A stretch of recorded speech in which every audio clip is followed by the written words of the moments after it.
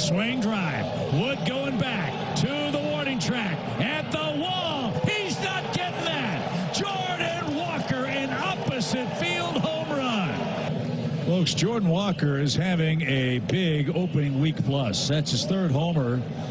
And it's one thing to hit the ball to your pull side. When you hit it as far as he did in the air the other way, look out. He might be ready to go on a tear. Alongside Alex and T-Bone, I'm BK. It's good to have you back, Alex Ferrario. Audio courtesy of Cardinals TV. Jordan Walker might be happening. Yes, we're starting with Walker today, not the loss, because the losses are going to pile up this year. It is what it is. We're going to start with the story that is more significant for the future of the Cardinals, and that is Jordan Walker's development, Alex. He looks like a different player right now. And this is no longer just like a couple of games, a couple of swings. Yes, last year he had a hot stretch. He hasn't had anything like this since 2023. Walker has 11 hits and 3 home runs in his first 10 games of the regular season. It is the first stretch, Alex, of 10 games in which he had at least 10 hits and 3 home runs in any 10-game stretch since 2023. He has not had a single 10-game stretch like the one that he is currently on to begin the season since his rookie year. So if you think like eye test matches the metrics, that's what's happening right now. I was reading a piece earlier today over on MLB.com by my guy Mike Petriello, who, man, I am about to get made fun of for the nerdy numbers that he was breaking down earlier today. He was talking about blast rate. Yes, that's a real thing that they are now. It's one of those I feel like we didn't need. So many thoughts in my mind that I can't say on radio. That's right. explained it to me in the office, and the monkey with the symbols, that was going on in my head. Yeah, more or less, how often do you hit the ball real hard? You've used blast rate more than you think. But basically it's, hey, you're squaring it up, you're hitting or you're swinging really hard. How often are you able to do that? And Alex, the reason I bring it up is because he found hitters that are in the top 20 in that metric at this point in the season. Yes, this early on, they almost always are good that year. That doesn't mean long-term they're good, but for that season, they're almost always really good. On average, actually, over the last 2 years, guys that are in the range that Jordan Walker is right now, the company he's keeping, they're about 30% above league average. In other words, they're like Wilson Contreras plus as hitters by the end of the season. I say all of that to ask you this question. You starting to buy in, Alex? Man, I'm starting to, and I hate myself for it because I feel like I have standards, but I just drop that guard as soon as I see something that's hot, and I'm like, oh, sweet, because that's what that home run Jordan Walker hit last night. Like watching his reaction to the swing. It wasn't a guy that has been struggling to find a swing. It was a guy of, oh, yeah, I can do this now at Major League Baseball. And maybe I'm reading too much into it, but I think we have this audio. But I was listening to the Nationals broadcast of this game last night, and Jordan Walker in the 9th inning had that at-bat that he pulled a single off. And their color analyst, I hope I'm tossing to the audio. We do not. Okay, never mind. No. Okay, I was like setting it up real sexy with this one. Anyway, their color analyst. What did he say, though? Let me tell you. Their color analyst was talking about how it was an impressive swing, and like that's a hitter's swing right there, to be able to recognize that that pitch was away and find a way to get the bat and make connection with it so that you can line it into the outfield. And the color analyst for the Nationals said that in other seasons, he's missing that ball completely in terms of where the ball was placed and how the swing, but he just kept glowing about how Jordan Walker was approaching the at-bat, working the pitch count, and able to make connection on that swing. So I've said this before, it is going to take a lot for me to be like, oh yeah, now this is the Jordan Walker I think we can get excited about. But every night now I find myself watching Jordan Walker, and with an at-bat, it's like, oh, damn, they're going to find it. And it feels like he's gaining confidence. I just hope he can continue doing what he's doing process-wise. Because to me, that's the biggest change, is like his pitch selection is just better. Yeah. He chases every now and then, but he like does it once and goes, what am I doing? And that's okay, dude. Some of the best hitters in major, like, you look at that Dodgers lineup, they've got a lot of guys that chase in that lineup. Now, Mookie Betts never does. He's a perfect baseball player. But like Shohei Ohtani looks silly sometimes when he chases. And that's okay because he more than makes up for it, because when he makes contact, dude, that ball goes so far. Aaron Judge, same thing. That guy will swing and miss a decent amount. Kyle Schwarber, he swings and misses a lot, but he makes up for it by the power that he's able to show off whenever he does make contact and he gets into hitters' counts. there is just real signs here. I'm not going to get into the nerdy numbers, but basically, like, his swing is different when he's making contact. And that's because he's making contact with pitches that he's able to do damage against now. Whereas previously, he's just constantly trying to get that thing that's low and away. He can't do anything with that ball. He can't. It's just going to be a dribbler down the line. Once again, he's going to weakly ground out, and boom, suddenly you've got non-productive out once again for Jordan Walker. So to me, am I buying in? I'm buying into what we're seeing if this process continues. Because the swing's real. It's why I wouldn't give up on him. I didn't want to do it in the offseason. I'm certainly not doing it now. I just hope he can sustain this for more than just a 10, 20, 30 game sample size. Because if he can, it is the single most important thing that can come out of the 2026 season. Jordan Walker becoming the player that they wanted him to be at the age of 23 completely alters the trajectory of this rebuild, Alex. It is the kind of thing that now adds in another bat into the middle of this order. I believe Ivan Herrera can be somewhere in the 2 to 5 range for a contending team. I believe Alec Burleson can be somewhere in that 2 to 5 range, maybe 2 to 6 range for a contending team. If you add in now Jordan Walker into that range, JJ Weatherholt hopefully will be able to be like 1 to 3, probably 1 or 2 on a really good contending team. You're only missing a bat or two now.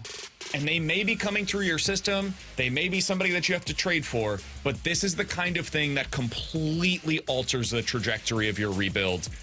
I hope that what we're seeing is real for him. You kind of said it tongue-in-cheek in the office, but I agree with you. Like, if you're not getting excited about Jordan Walker 2 weeks in, then what's the point of watching this season? Honestly, yeah. Because with the exception of Weatherholt, there's not much that you can hang your hat on and be like, oh, yeah, these guys are going to be here long term. I mean, Burleson and Herrera, sure, but I think we already know what these guys are. There's not much more that you go to with them.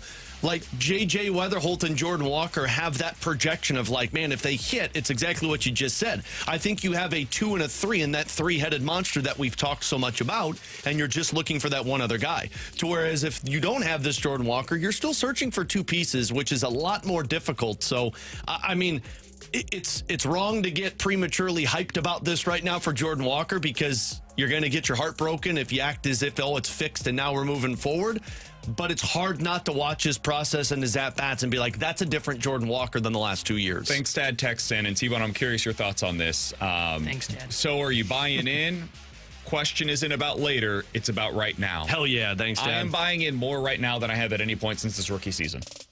I'll tell you that much. Like, there is more tangible stuff to get excited about right now with Jordan Walker than at any point over the last 2 years combined. So, like, to answer the question, yeah, I think I am to some degree. Do I think he's going to become, the next Albert Pujols? No. But I think there's real stuff here, real tangible changes. And if I'm a believer in the metrics, and I am, I've got to lean in that direction. If I had to answer one way or the other, I would say, yes, I'm buying into what he's selling right now. Yeah, I am cautiously optimistic. I am, I've taken my first step into the pool. Well, it's a little chilly. I'm kind of getting used to it. Cannonball in, and I'm baby. slowly starting to work my way in because I still think you have to see bigger sample size to completely buy in. But right now, everything does look better. I mean, you look at the advanced metrics, right? You take a peek at under the hood. It looks good. You just use the eye test, right? I don't need to know what the hell blast is to tell you, yeah, the guy hits the ball hard when he makes contact. So everything is matching the eye test and what the under the hood numbers would tell you that he does look different. The reason I am a little more optimistic to completely buy in just yet, one, it is so you're pessimistic. 10 games. Yeah, pessimistic, sorry. It's 10 games. Same thing, buddy. It's 10 games, so it's a small sample size. And what happens when the adjustment comes from Major League Baseball? Major League Baseball clearly has been surprised by this version of Jordan Walker. What's he going to look like, and can he stick to these good habits? Because you're right, everybody goes through a struggle. He's going to go through a stretch where he goes 1 for 23. But will he stick to this process that he's showing right now and be able to adjust on the fly to what Major League Baseball does to him? When he does that, now he's a big leaguer that we can really talk about, a guy that could be changing the trajectory of the rebuild. So I mentioned earlier that players in the past that have had this kind of start to the season, on average, they're about 30% above league average by the end of the year. To explain kind of the player that would be, the production that you're talking about there, players that were in that range from a year ago. Bobby Witt Jr., Francisco Lindor, Josh Naylor, James Wood, Jazz Chisholm, Julio Rodriguez, Cody Bellinger, Trey Turner, Eugenio Suarez, Contreras, and Burleson were just below that mark last year. I wanted to bring that up because that's the kind of player that we're talking about if all of this is real. And if the Cardinals are able to add one of those to the middle of the order, along with Ivan Herrera, along with Alec Burleson, and hopefully J.J. Weatherholt's becoming the player that they've sold him to be, that's the makings of a pretty darn good 1-4 right there. You still need more. It's not enough. And the pitching sure as hell is not enough. That was the other story from last night. No, let's not talk about that. Let's stay on the high. T-Bone, remember that T-Bone 3 from opening day, Matt Swanson? Man. I don't think he could get to your ERA number if he was like perfect the rest of the Your season. T-Bone 3 ages like milk that sat out on the counter for a couple of days. One ends up being right every year. Yeah, and the rest of them are so hot garbage. They're like relax milk. over Does there, not Brandon. matter. Hey, this is better than a BK buildup, okay? I'm not totally sure that's true. No, that's true. There's two That's of your true. T-Bone 3 that typically looks like spoiled milk that I could use for to be yogurt. fair, I said if you go back and listen to the audio on Swanson, Oh, I said now this he's gonna is say the if one you go back I'm and least listen. confident in because Did the you put it out underlying there or metrics. not? You said it with your chest. I said with my chest. Own it. You said Matt Swanson was going to be amazing this year. He's terrible right now. All right. I think he's All right, going to. I'm ready to send him down, Yeah. okay? What is it with broadcasters that just put things out there and then won't back them up when they say things? Who are you talking about? A certain Colorado Avalanche broadcaster. We can get into that a little bit Swanson later. had a 1.95 ERA last year. He threw 60 innings. He has allowed 10 earned runs in 6 innings so far this year. It's not great. Yeah, he's got the pucker factor.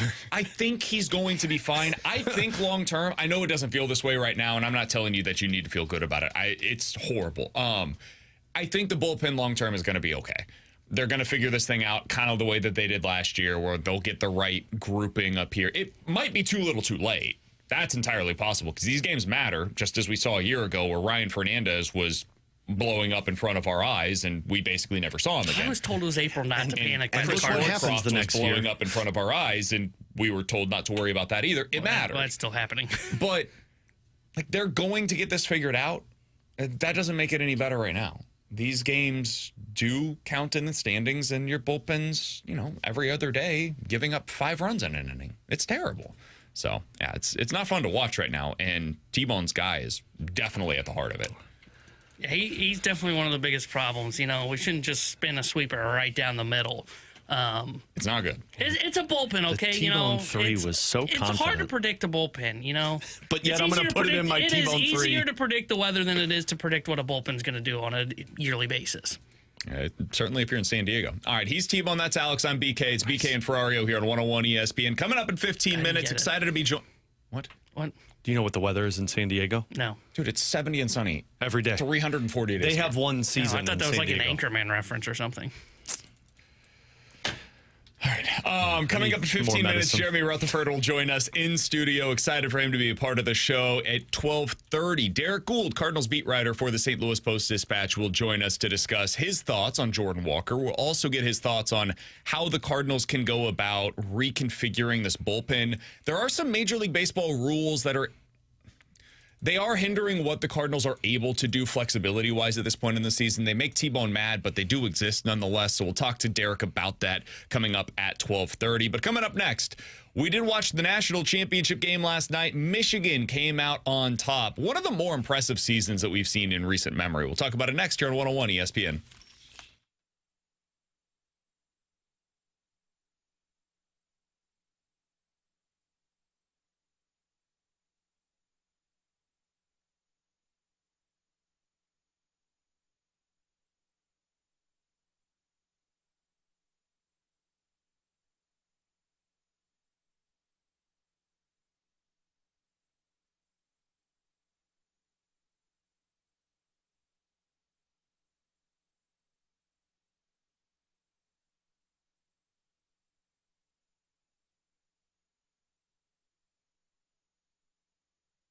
I'm John Morgan of Morgan & Morgan. My best advice to you when hiring a lawyer for your injury case is simple. If you know court personnel, ask them who they'd hire. They know. If you know an insurance adjuster, ask them. They know. And then ask them about us. Ask them about Morgan & Morgan. They know. I look forward to talking to you soon. There's only one Morgan & Morgan, America's largest injury law firm for the people. Injured? Dial pound law. The choice of a lawyer is an important decision and should not be based solely upon advertisements. Past results afford no guarantee of future results. Every case is different and must be judged on its own merits.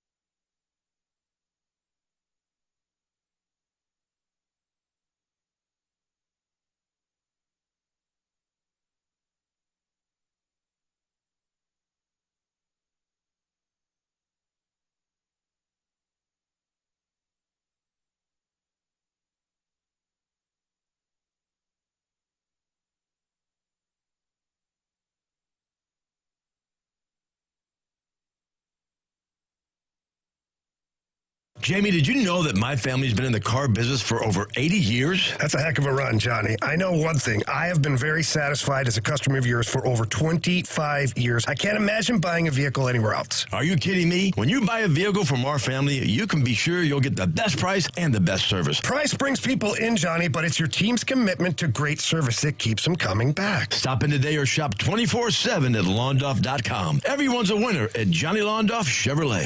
Johnny Londoff Chevrolet.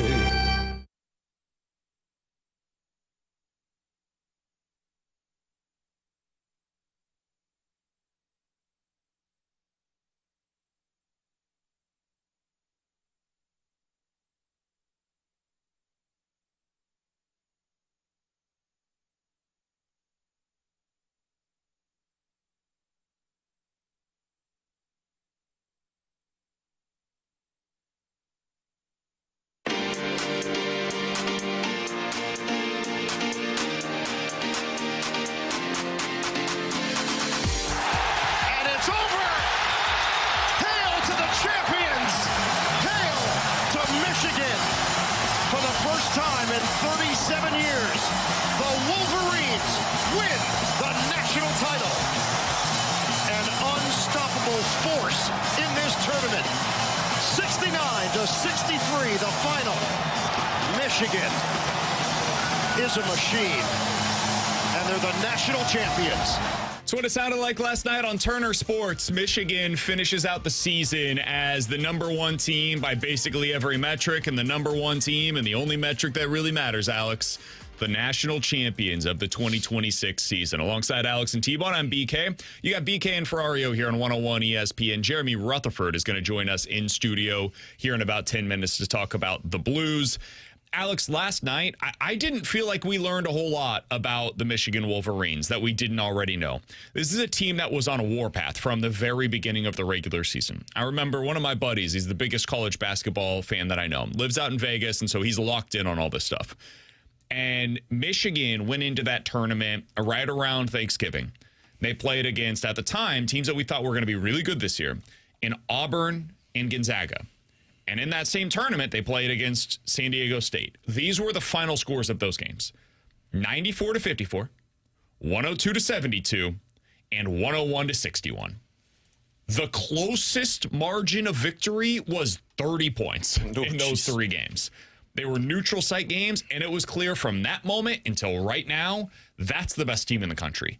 There's nobody doing it better than them. They went through what I believe was the best conference in America this year, in the Big Ten, I think that was pretty clear based upon what we saw in the tournament as well. They were 19-1 in the Big Ten this year. 19-1. Their one loss, the blemish, was a 3-point home loss to Wisconsin. Team that a lot of people believed in even coming into this year's tournament. And that was partly why. And then they get into the national championship game. And this is why I said I didn't learn a whole lot about Michigan last night. I learned more about UConn. Because T-Bone yesterday got real mad when I said that UConn played well against Illinois, and they made them take some tough contested shots. T-Bone said, no, that Illinois just missed everything. Last night, I think it was the same story where UConn made it really hard on Michigan. Michigan went, 2 for 15 from beyond the arc? They did a whole lot of nothing offensively relative to their own standards, and they still found a way, man. So I could not be more impressed by this Michigan team. It's going to go down as one of the more dominant individual seasons that we've seen in recent memory in college hoops. What'd you take away from them? What'd you take away from the national championship yesterday? I mean, it was a fun game. And I mean, you go back to the beginning of the tournament when we talked about how the magic is gone. Like, this is what we talked about. The deeper you get into it, you get best on best. And even when you have UConn versus Michigan, it's still an entertaining game. You know, watching Michigan play, it felt like... It's hard to say it felt like a perfect team, but it did feel like a perfect team to where there just weren't flaws. There weren't holes.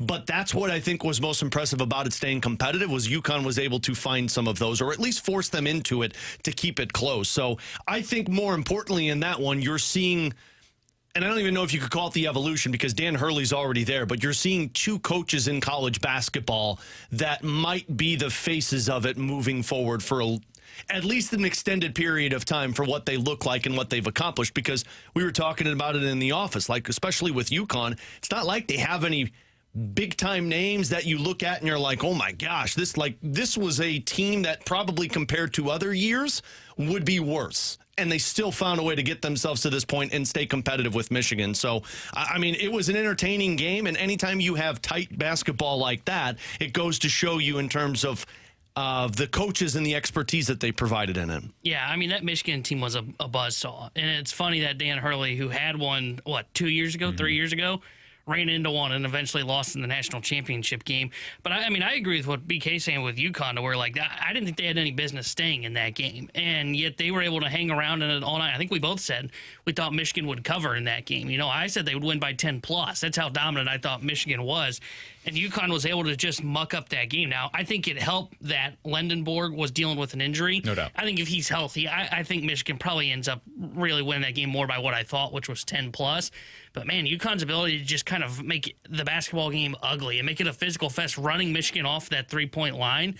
But the best teams are able to adjust to it, you know, and Michigan was able to get inside, and that's what makes them so great. And I agree with what Alex said. I mean, you're looking at two of the faces of college basketball moving forward from the coaching perspective. We talked about Hurley and what he could have accomplished yesterday had he won 3 in 4 years. Yeah. But then you look at what Dusty May's doing at Michigan.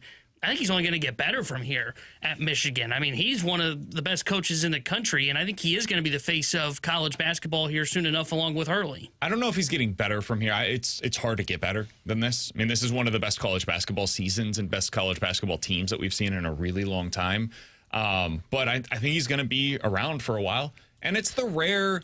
So a lot of the time you see these coaches that go on the Cinderella story runs, and they get the big job, and then they just kind of...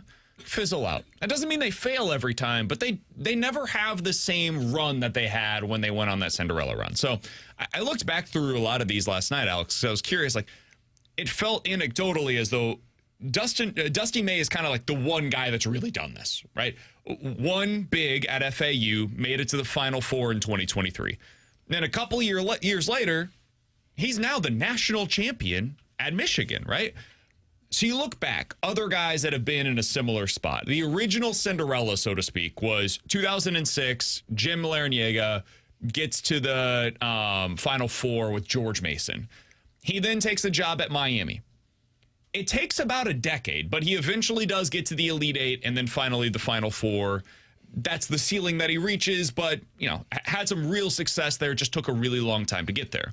Beyond that, Davidson gets to the Elite Eight. That was that Steph Curry year.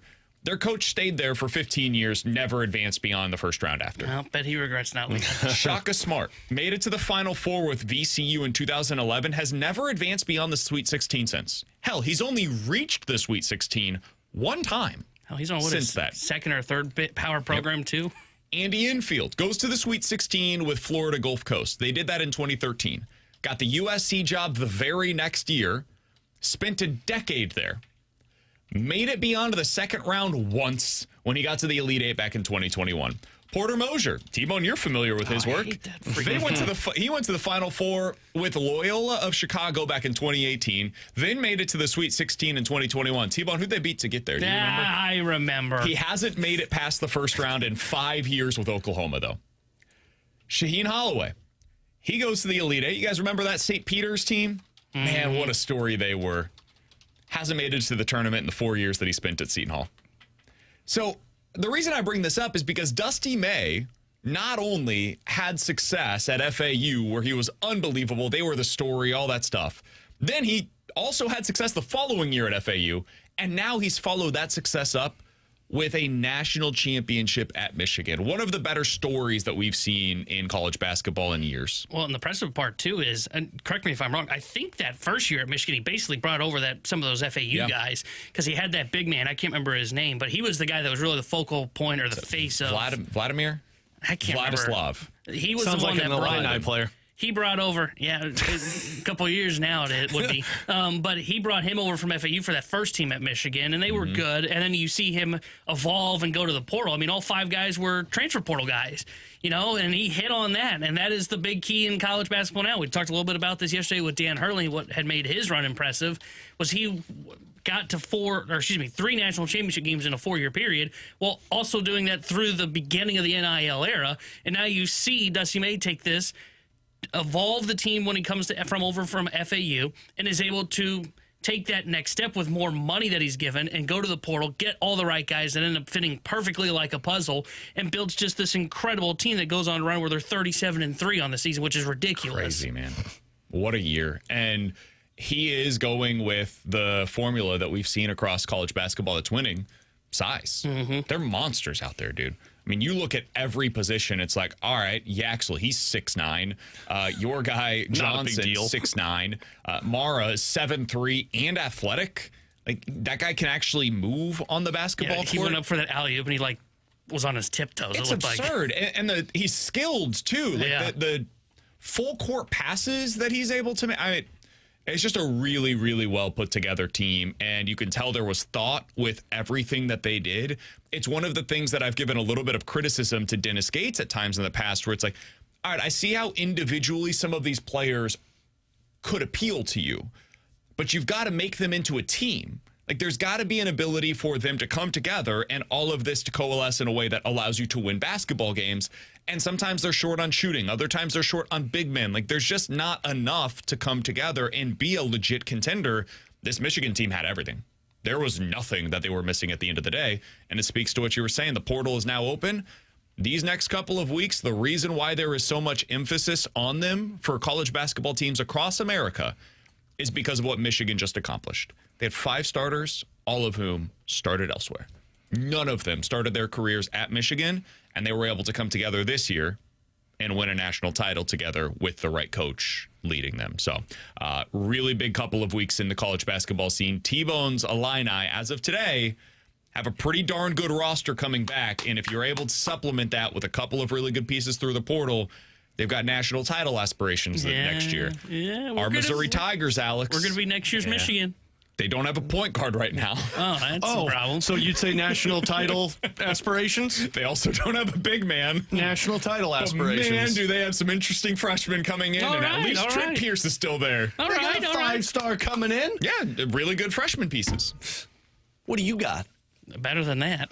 She's got a bunch of Euros. 4-star, a bunch of guys that are coming back. Yeah, that should probably be in the G League. Coming up in 15 minutes, we'll get into questions and answers. 314-399-9646. That's the Air Comfort Service text line to get involved in the show. You can check us out on YouTube, as always, at youtube.com/101ESPN-STL. But next, Jeremy Rutherford, Blues insider for The Athletic. He's going to join us in studio here on BK and Ferrario.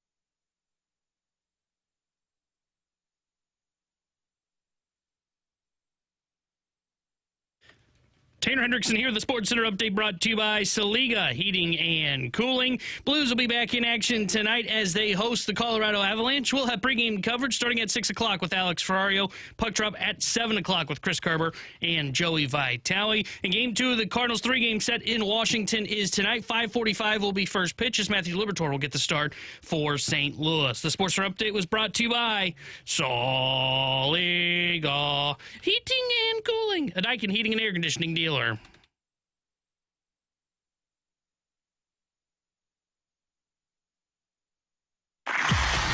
time for the Rutherford Report with our Blues insider, Jeremy Rutherford, on 101 ESPN.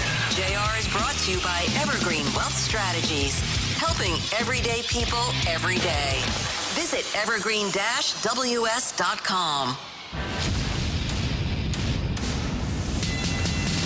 Alongside Alex and T-Bone, I'm BK. We do have Jeremy Rutherford in studio with us now via the Callier and Thompson hotline. He's the Blues insider for The Athletic. You can follow him on Twitter at JP Rutherford. Jer, what's good, man?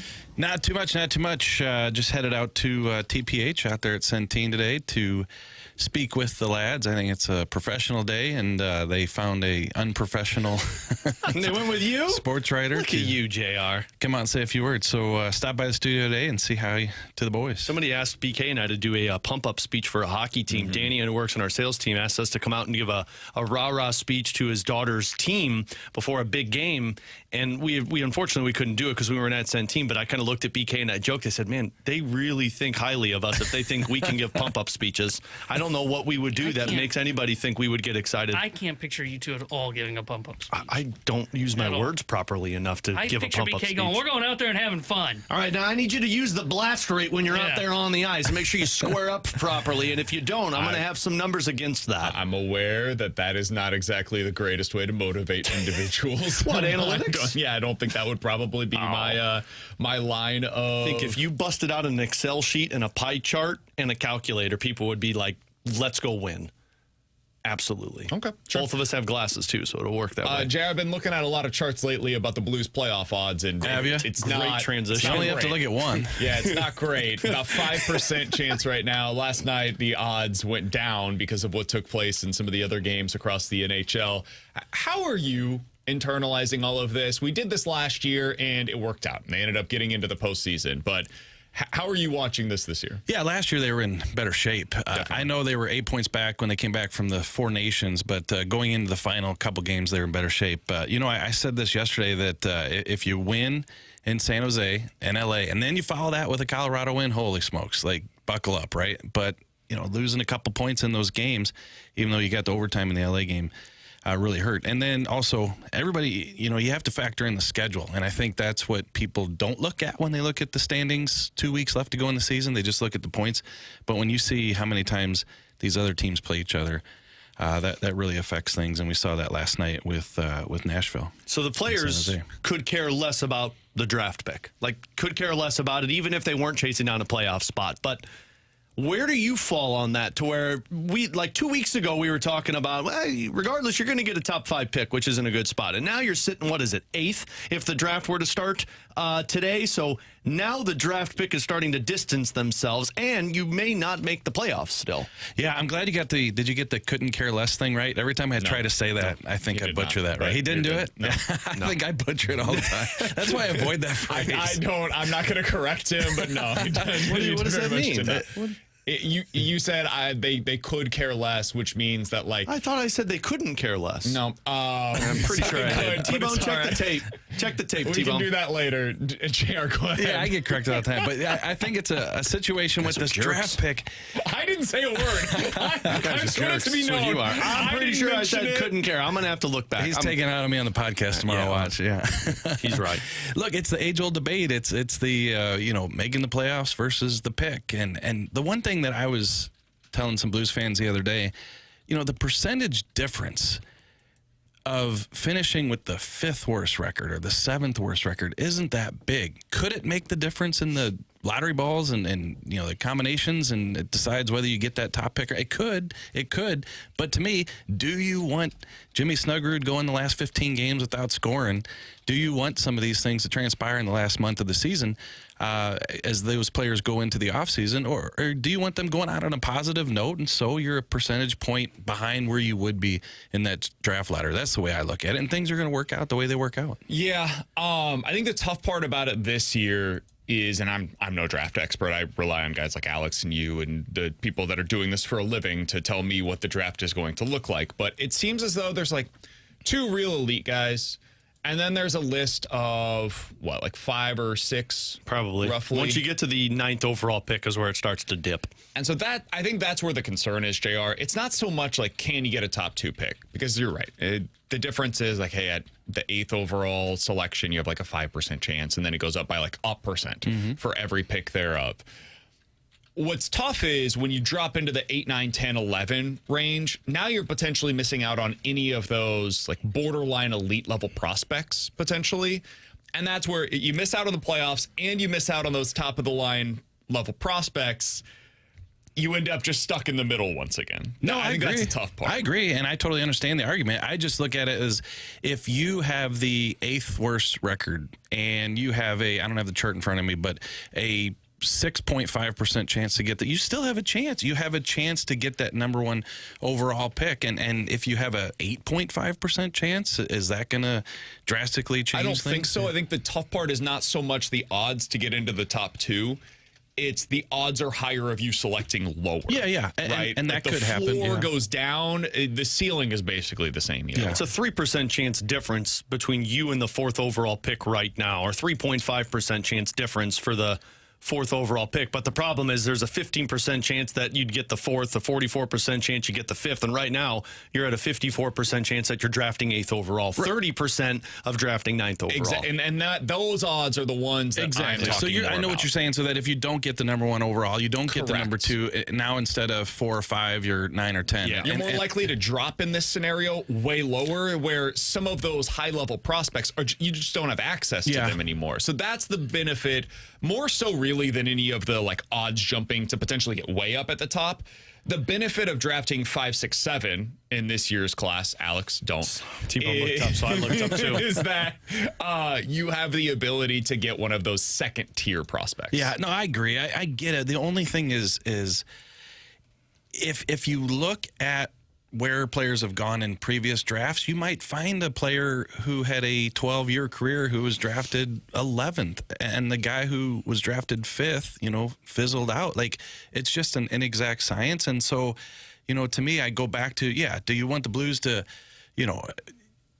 continue on and just miss the playoffs, and now they have the 13th pick? No, you don't want that. But I think once you're kind of out of the equation where Vancouver is for that top overall pick, 25% chance, then it just is what it is. It's a roll of the dice. It's let's see what happens, and let's get the best player available. And if you have Snuggerud and Dvorsky and Stenberg and all these guys playing well and feeling good about themselves in the offseason, I think, to me, that's the perfect balance. Well, and it's that top line. And I think that's the biggest thing, that it's like, look, you're going to get rewarded with a line that looks like they legitimately could be that number 1 that we've been asking about for the longest time.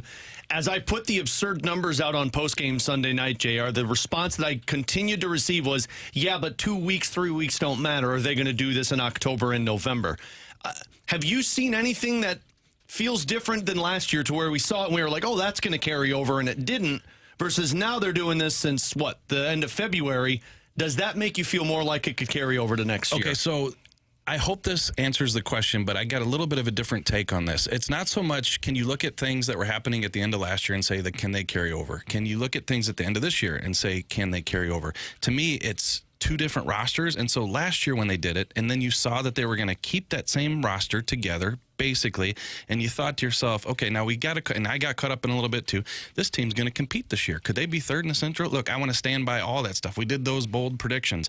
But if you step back, big picture, that was the same core, the same group of players that didn't get it done the previous October.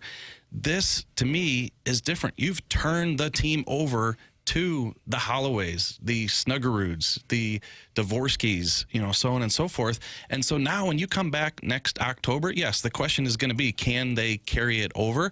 But now you're talking about a group of 23, 25-year-olds who see this team as their future, and how they perform is going to, determine which direction this franchise goes. To me, that's a lot different than, hey, let's bring back the band for one more year like we did this past season and see what happens. I also think a lot of it, JR, is just determined by Holloway, Thomas, Snuggerud, and Hofer. Like those four players, they've really changed what the team looks like right now. And Broberg, I'd throw into there as well. Sure. I mentioned those four for a reason, though. And the reason being Thomas was hurt. Snuggerud was hurt. Holloway was hurt. Like, it's very easy, whether you want to call it an excuse, I call it an explanation. That's a big part of why they didn't have success earlier in the season. And then Hofer just got off to a god-awful start. Like, there's just no explaining it. It is what it is. But he's been great for the vast majority of the season now. And if I can expect those three to stay healthy next year, that, to me, I can look at it and be like, I can bet on that. Last year, I don't know. It felt maybe a little bit more fluky. There's an explanation on why that didn't work early in the season and why it is working now, in my opinion. Yeah, no, do you agree with that? Yeah, I agree with that, and I think that is a major difference between the 2 years, and whether you can expect kind of the carryover to next year. As long as those guys are healthy, you would expect to have a better start to next year. But I'll add one more thing to it is, if I look back at this Blue season, yes, you can talk about those injuries, but the reason that they did not perform well the first few months of the season, and the reason they're likely to miss the playoffs, is the top guys did not execute. Plain and simple. The top guys on this team did not execute. And so names that we're not talking about right here, Jordan Kyrou and Pavel Buchnevich, are two of those guys. And so what's going to happen with them this offseason? Are those two guys that they try to move, that they do move? Do they move one of them? Do they move neither one? And if they don't, if those two players come back next year, can they be better out of the gate? Through November, is Kyrou on pace for 40 goals? Is Buchnevich a 25, 30 goal scorer again? Like, that's going to also, in addition to the youth and these guys being developed, going to determine what happens with this team and what kind of start they get off to next year. So let me ask you about Buch. We're going to talk about this in the 12 o'clock hour. He's on the fourth line again tonight, and I think people saw that the other night, and they're like, oh, maintenance, maybe he was dealing with something and they're slow playing it here. I had another take entirely, JR, because I really wonder if that's what they're trying to find out, if they can utilize Pavel Buchnevich moving forward to where, hey, he got top line minutes, top 6 minutes. It just hasn't worked out this season. He's under contract. We've got to find a way to utilize him. Jim Montgomery loves having a fourth line to use to go out there and throw out there whenever they want. Could we see a Pavel Buchnevich just become a permanent fourth line player for the Blues to where now you have a line you could trust, and it's got a line that when things click, you got a little bit more offensive upside to it? It's a fair thought. I don't think you can have an $8 million fourth line right winger. And if this team is going to be successful, I think Pavel Buchnevich has to be back to the 30-goal type player he was years ago and in your top 6. I'm also curious as to what's going on with Pavel Buchnevich. Sometimes when the team's on a long road trip, you don't have the opportunities to talk to Jim Montgomery about this. I know he said that it was maintenance.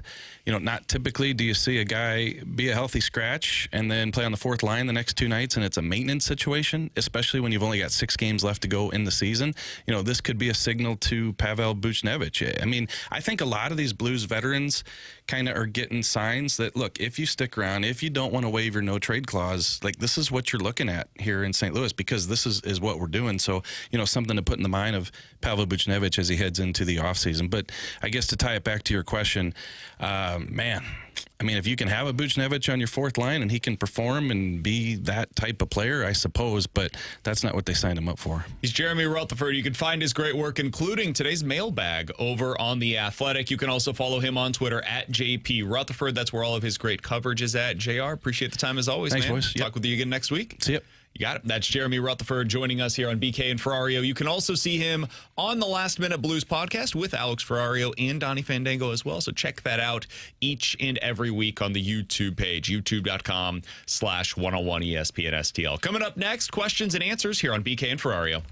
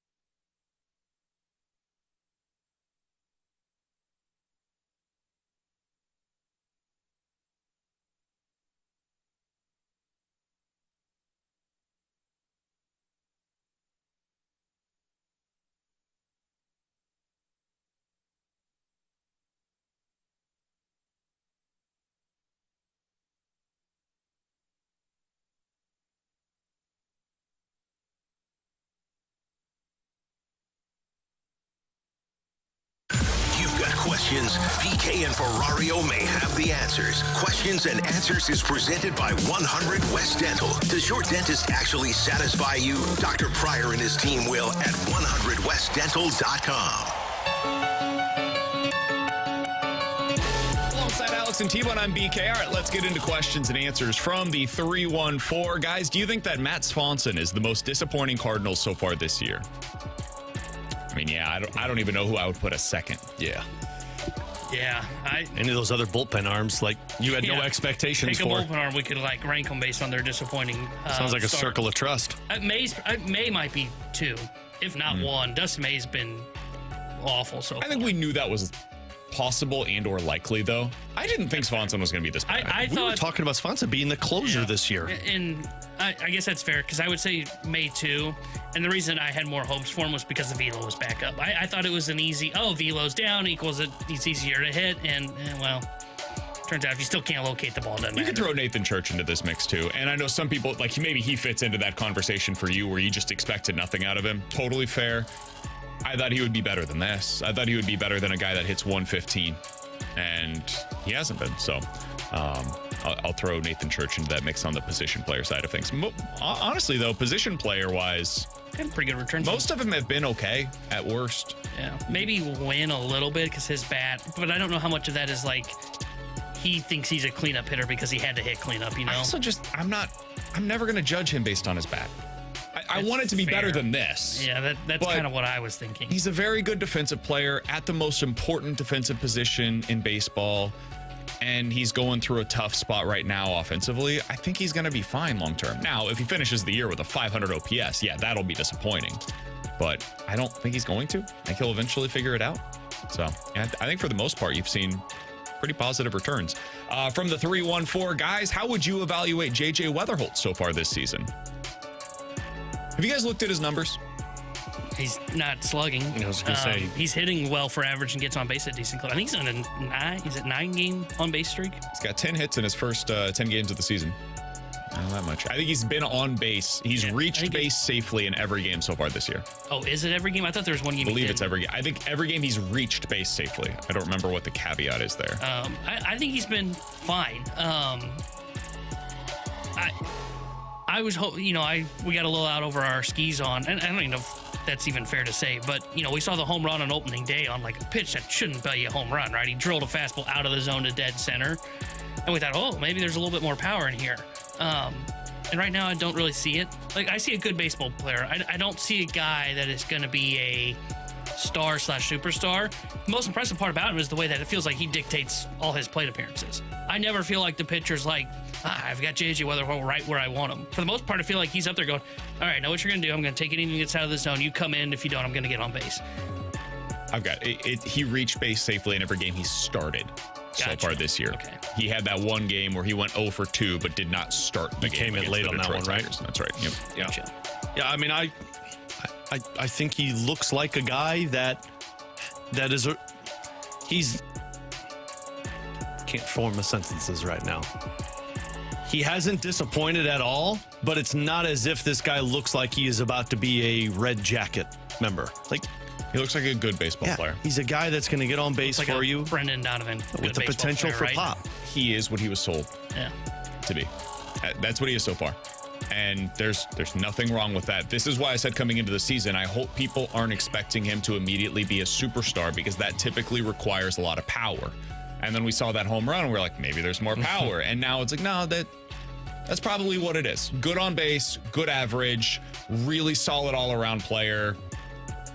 Maybe not a superstar for right now. We'll see what he's able to become long-term. But I've been pleased with what we've seen from him as a player. He looks poised. He looks exactly like he was sold to us. He's been better defensively, too, than I was expecting. Because he had a little bit of the yips early on in spring training where he was getting tacked with hairs. Now, maybe that was just unfriendly air given by the scorekeeper in that game. But he looks really good defensively, in my opinion. He looks pretty sharp on that backhand side, which is something they really worked on in spring training. You know how much I don't like defensive metrics, but by the defensive metrics, he's one of the best defenders in baseball so far this year. I think, especially looking at it this early, it's very misleading, but it means he's made a couple of good plays. All right, from the 314, last question here for Alex. Alex, which set of picks would you prefer to get if you're the Blues? If you could lock either one of these in. Option number 1, picks 4 and 6, where the Red Wings win the lottery. Option 2, picks 1 and a pick outside of the top 16, where the Blues win the lottery and the Red Wings make the playoffs. So 4 and 6 or 1 and a pick outside of the lottery. I don't even think this is a debate. 1 and the pick outside of the lottery. Agreed. I mean, I get my pick. The problem with 4 and 6 is it's great when you look at it as 2 top 10 picks, but if you want a forward, the best 3 forwards could be off the board by the time you select and you're picking a defenseman, which isn't a bad thing. But if I can be 1 and 16 plus, I can get whatever player I think helps my team immediately and then still get a damn good player at 16 or 17. The other thing is you might be able to package that pick along with like either a player or the Avalanche pick. Kyrou and 16 in your other first one. Yeah. So that's the way that I think that's the easiest one to go with. Coming up in 15 minutes, can Pavel Buchnevich salvage his contract on that fourth line? Alex has some thoughts about it. I'm guessing they're probably going to be unpopular, but I think there's an interesting way to look at this. We'll get into that in 15 minutes. But next, is it time for the Cardinals to officially ride the hot-handed left field? We'll get into that next year on 101 ESPN.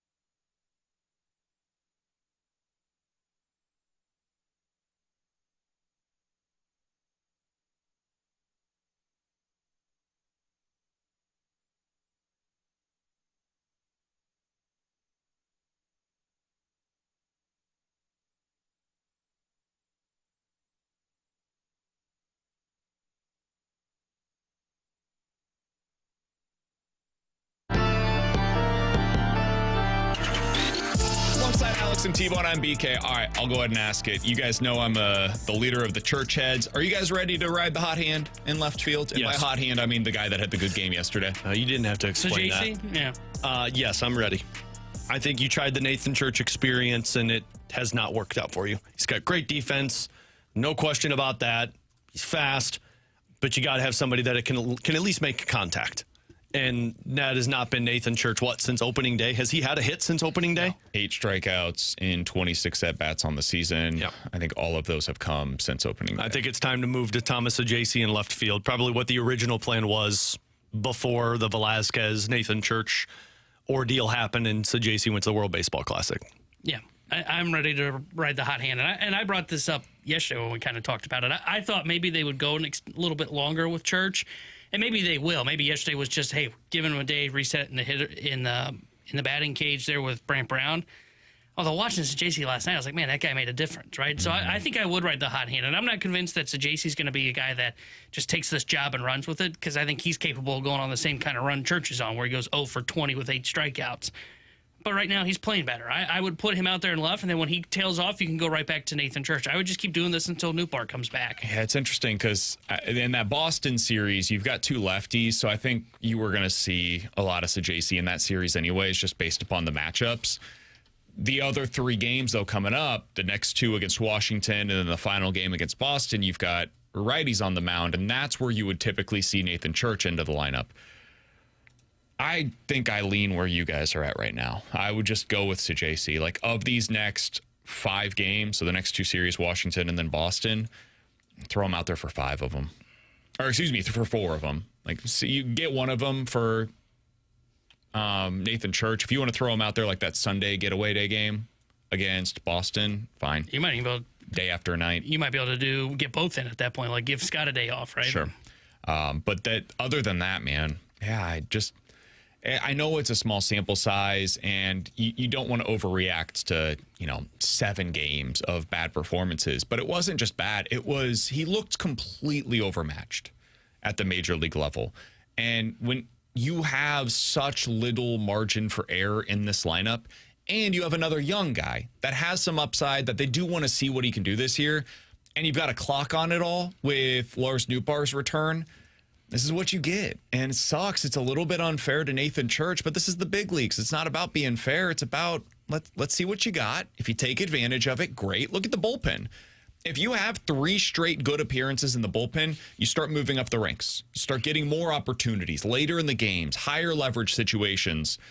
The same thing's going to be true in really the one spot that is an open competition right now, which is left field. Everything else is kind of spoken for. You see third base, it's pretty clearly a platoon. They're getting Urias in there, who I think has been really good so far this year.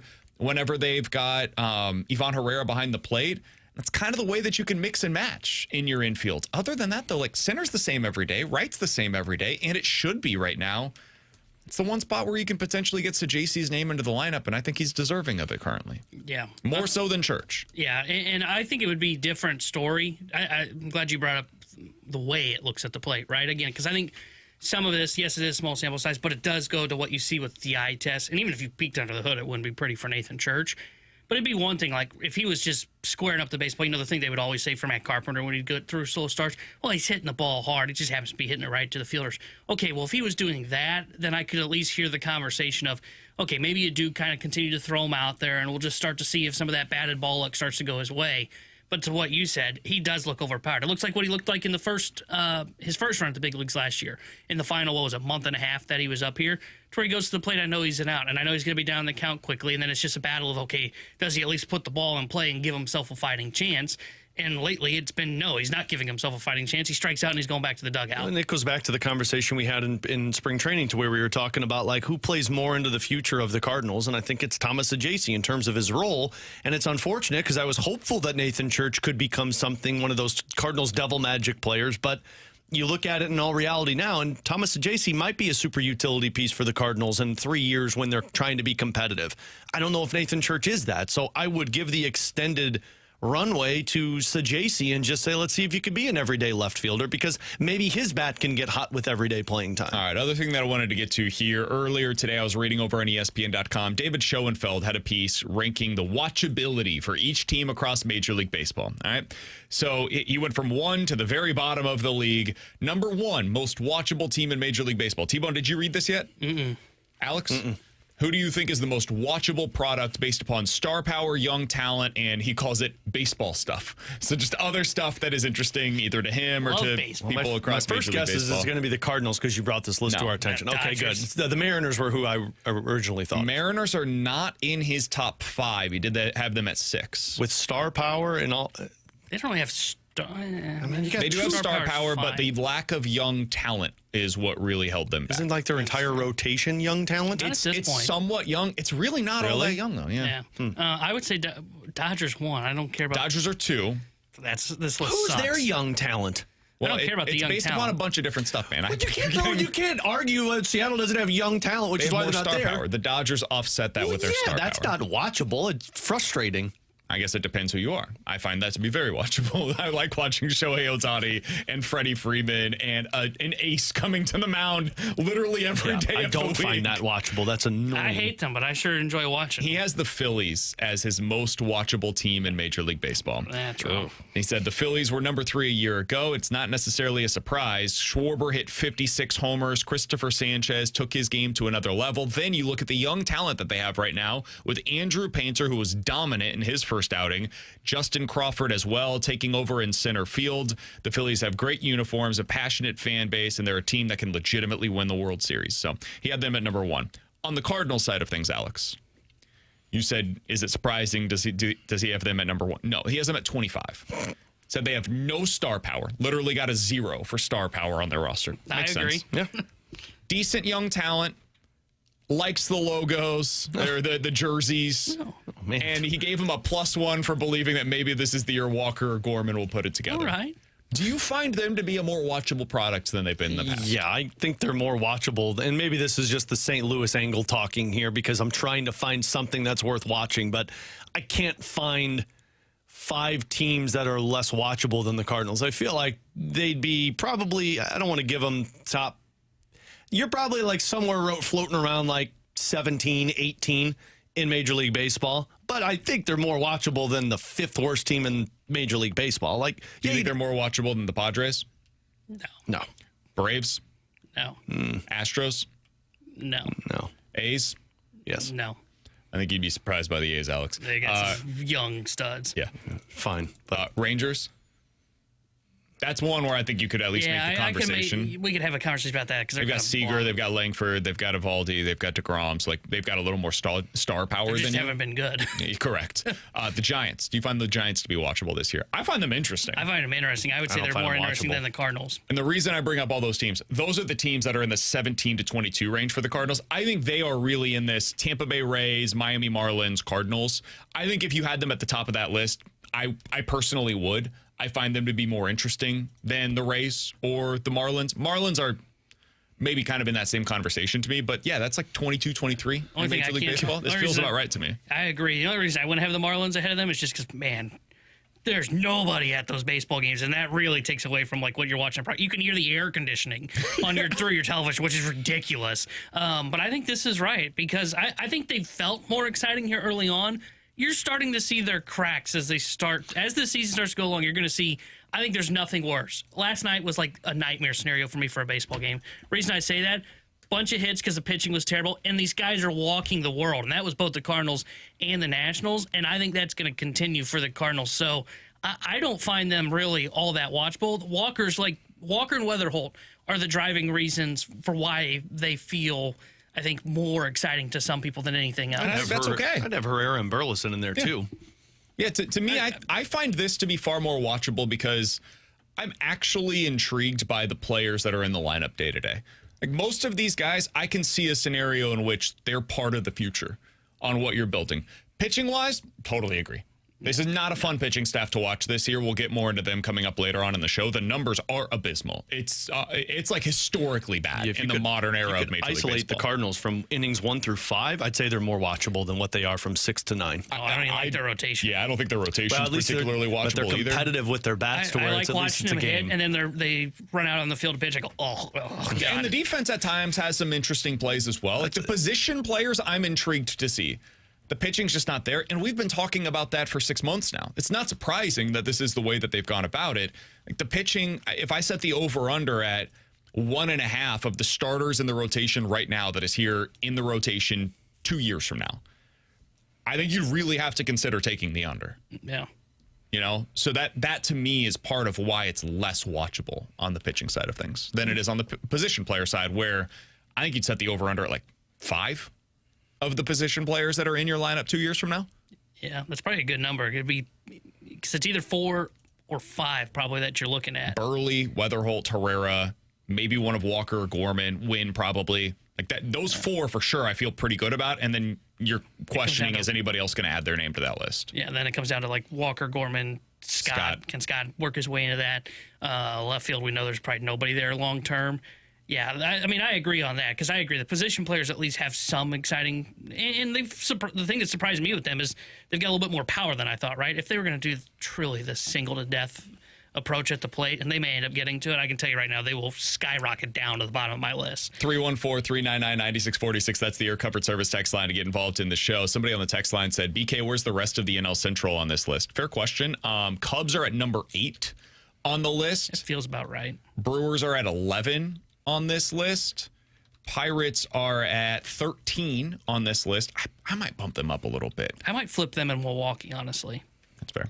And the Reds are at number 12 on this list. So everybody else in the NL Central is in the top half of the league. Oh, I would lower the Reds. That team, blah.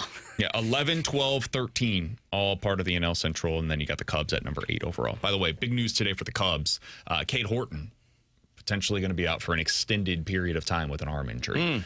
That is not what you want to see. Freaking Brewers are going to win this damn division again. Yeah, you do every year, and every year you go into it saying, like, they can't do it again. Yep, I am going to look like a dunce once again. At some point, we have to start just saying they're good.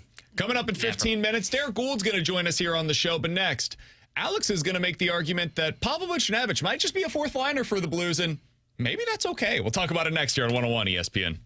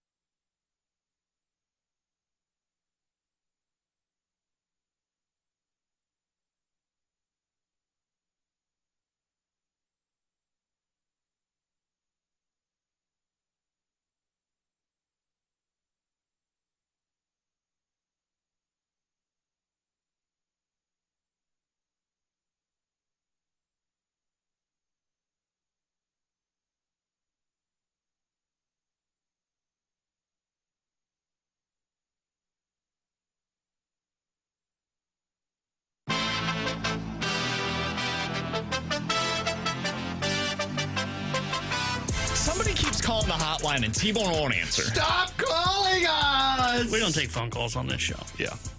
I just feel like, they're calling a hotline that very rarely gets out. I feel like T-Bone should answer this. I think it might be Eric Johnson. He was supposed to join us at 11:30. He wasn't able to. Maybe he's just calling back. Hell yeah, I sent the number to him. Did you? I didn't send him the warm line. I sent him the hotline. At some point, I feel like T-Bone should probably answer this because it's ringing blue. I've got this light in front of me that tells me when you're wearing your blue light glasses. Yeah.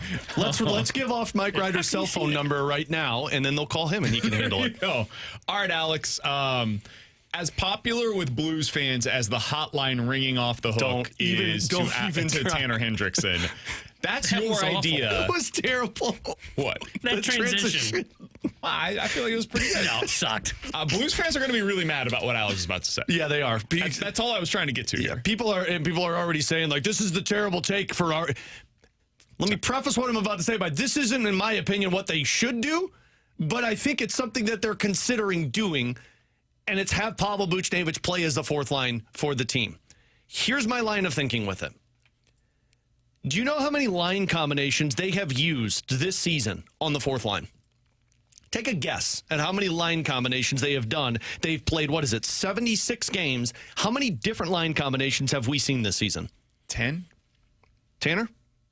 10. No, 26. Tanner wasn't paying attention. Tanner wasn't paying attention. What you just asked. 26. I used to talk about line combinations. 26 fourth line combinations. They had 22 prior to the break, and since the break, they've had 4. They've they went with the line for a little bit, and then it faded away. Last season, I went and looked at it. They had 18 total line combinations last season on the fourth line. But from February 4th until the end of the season, Radek Faksa, Alexei Toropchenko, and Nathan Walker played for the rest of the season. And we all know how Jim Montgomery spoke about those guys. They were a big reason why. Jim Montgomery, just like Craig Berube used to be, loves to have a fourth line that he can play against any matchup, trust them on the ice at any times, and potentially add a little offense.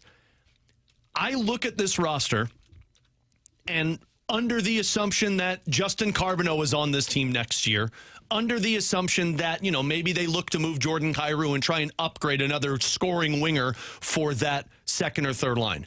Where does Pavel Buchnevich fit on this line, in this team? It's hard to find it. He's not playing with Thomas. That's Holloway and Snuggerud. He primarily plays the right wing because I don't think they're going to keep doing the center position. And if Pius Suter is here, Dvorsky and Pius Suter are your centers. They should be. Suter hasn't been playing that much. They were using it. Either, I think they were trying to figure out what Buch, Kyrou, and Neighbors could do, and they learned after those losses that it wasn't going to work for them.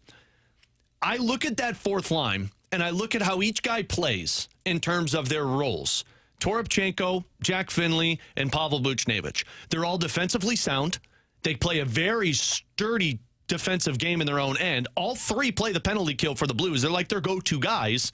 They're big, and they have offensive upside. It's just they have been untapped offensive upside. And I would imagine they're not pleased with what Pavel Buchnevich in terms of the offensive numbers has done over the last couple of years. So how do you utilize a guy like that?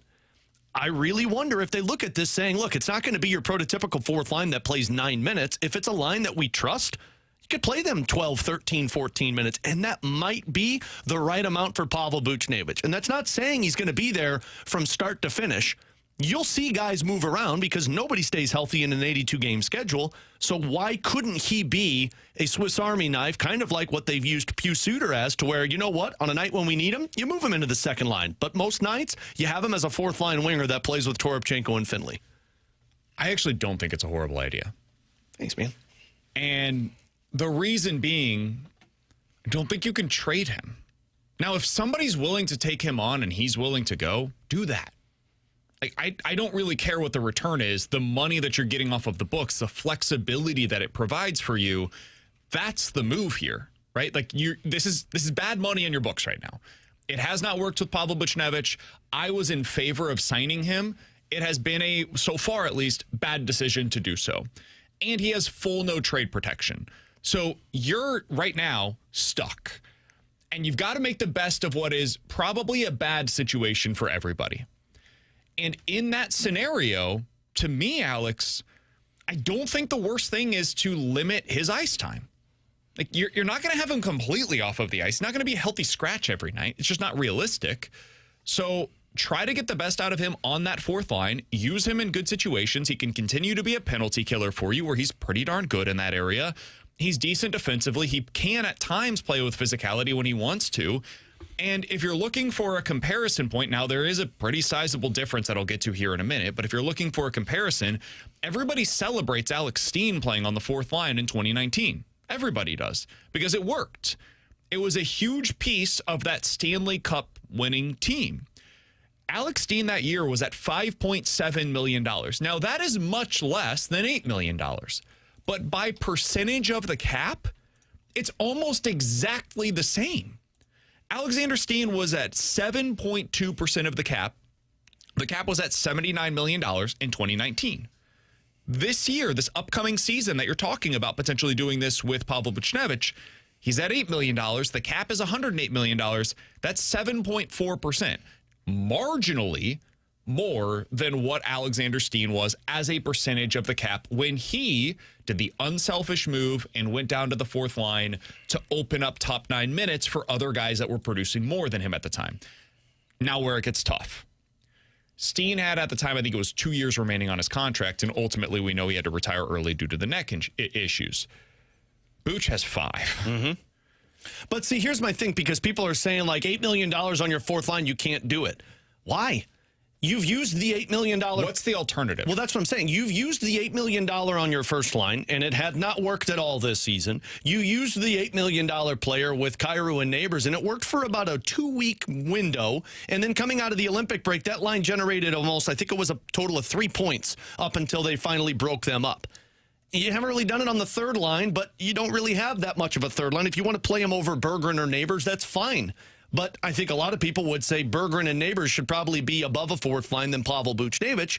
And I don't think you could play him at the center position because Pius Suter is just more of a play driver than Pavel Buchnevich. That's my thing, Alex, is like, so you're arguing instead of playing him on the fourth line, they should be playing him more when all of us agree he's not playing well. Yeah. So that to me just seems like you're hustling backwards. I don't get the idea, the necessity behind that. If Berggren is a better player than Buch, Berggren should play more than Buch. And so you can just say, hey, the value of these two players, Berggren, who's making probably $2 million next year, Buch, who's making $8 million, I have $10 million allotted to my lineup between these two players. If you told me that I've got a $10 million situation here between two players that are playing one on the third line, one on the fourth line, that ain't ideal, but the fact that you've got $10 million allocated that way, I just got to get the best out of both of them. Yeah. You make it work. I mean, do you want to see more of Stenberg or more Buch? Stenberg. Yeah. I mean, that's your option right now. Do you want to see more Carbonneau or more Buch? Carbonneau. Next year, Carbonneau. Yeah, next year you're going to want Carbonneau. So here's the last thing I say, because I know we got to get to Derrick Goold here, because I see a couple of people over on our YouTube chat, The Graveyard, saying fourth lines are irrelevant in the National Hockey League. Sure, great. Maybe for a lot of teams. Put them on it. That's why. Sure, but my thought process is more on the Jim Montgomery side of things. Last season, from February 4th until the end of the year, that fourth line played together every single game. They averaged 14 minutes a night. They use fourth lines. Jim Montgomery uses fourth lines. Maybe they should do it less, and that's why you put Buch down there. I mean, they kind of won an awful lot last season with the fourth line. What I'm saying is this coach for the Blues likes to have 4 lines that he can roll at any time. Why not put a guy that they obviously deem good to be on the ice when they put him out there? Regardless of how we feel, they like Pavel Buchnevich. Use them in a line with Finley and Toropchenko to where you can utilize their best assets, stop worrying about them in the offensive zone, and let them play defensive zone coverage. Let them win faceoffs. Let them be on the penalty kill. Play them 14 minutes a night. And guess what? Maybe you get a lot of points from your fourth line with Pavel Buchnevich. Probably not, though, and that's okay, because this is where you put the players that you want to see on the ice less. It's really, to me, about that. That's the part. Like, you have to make this work somehow. If you can't remove him from the roster, and I think that that's pretty unlikely, then what do you do? Am I going to try to keep jamming this square peg into the round hole, or do you just say, you know what, the best way for us to utilize this asset is on the fourth line, because that allows us to play other guys that we like more often. There are some players for the Cardinals that, yeah, they're overpaid. I think Splashback Deuce said this on the YouTube chat. He said it wasn't ideal, but, you know, it's like Waino being the 5th starter at $20 million. Yeah. Yeah. You had to make it work. You have to extract some value from that contract, and that was the one way that you were able to make it work. So for Pavel Buchnevich, you're locked in here. If I just told you you have this $8 million player, you cannot move him, what do you do? To me, it makes a hell of a lot more sense to play him the way that they are right now than it would to try to make it work once again in the top 6. And if he starts playing at a really high level, then you move bump him him back up. Yep. But it's okay to go into next year with this being the plan, at least to start things out. He's Alex. That's T-Bone. I'm BK. Derrick Goold next.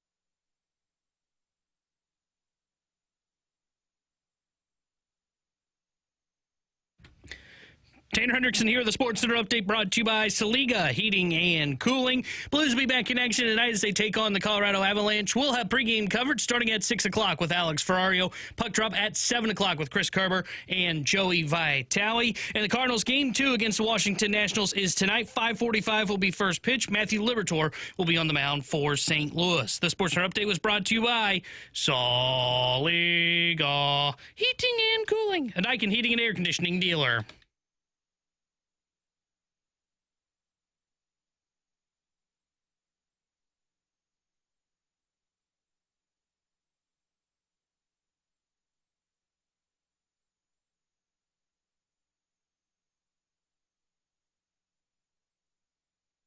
Alongside Alex Ferrario and Tanner Hendrickson, I'm Brandon Kiley. It was a weird game in Washington last night, the nation's capital, as the Cardinals put together a heck of an offensive performance. Another great one from Jordan Walker, but the bullpen ends up blowing the lead late.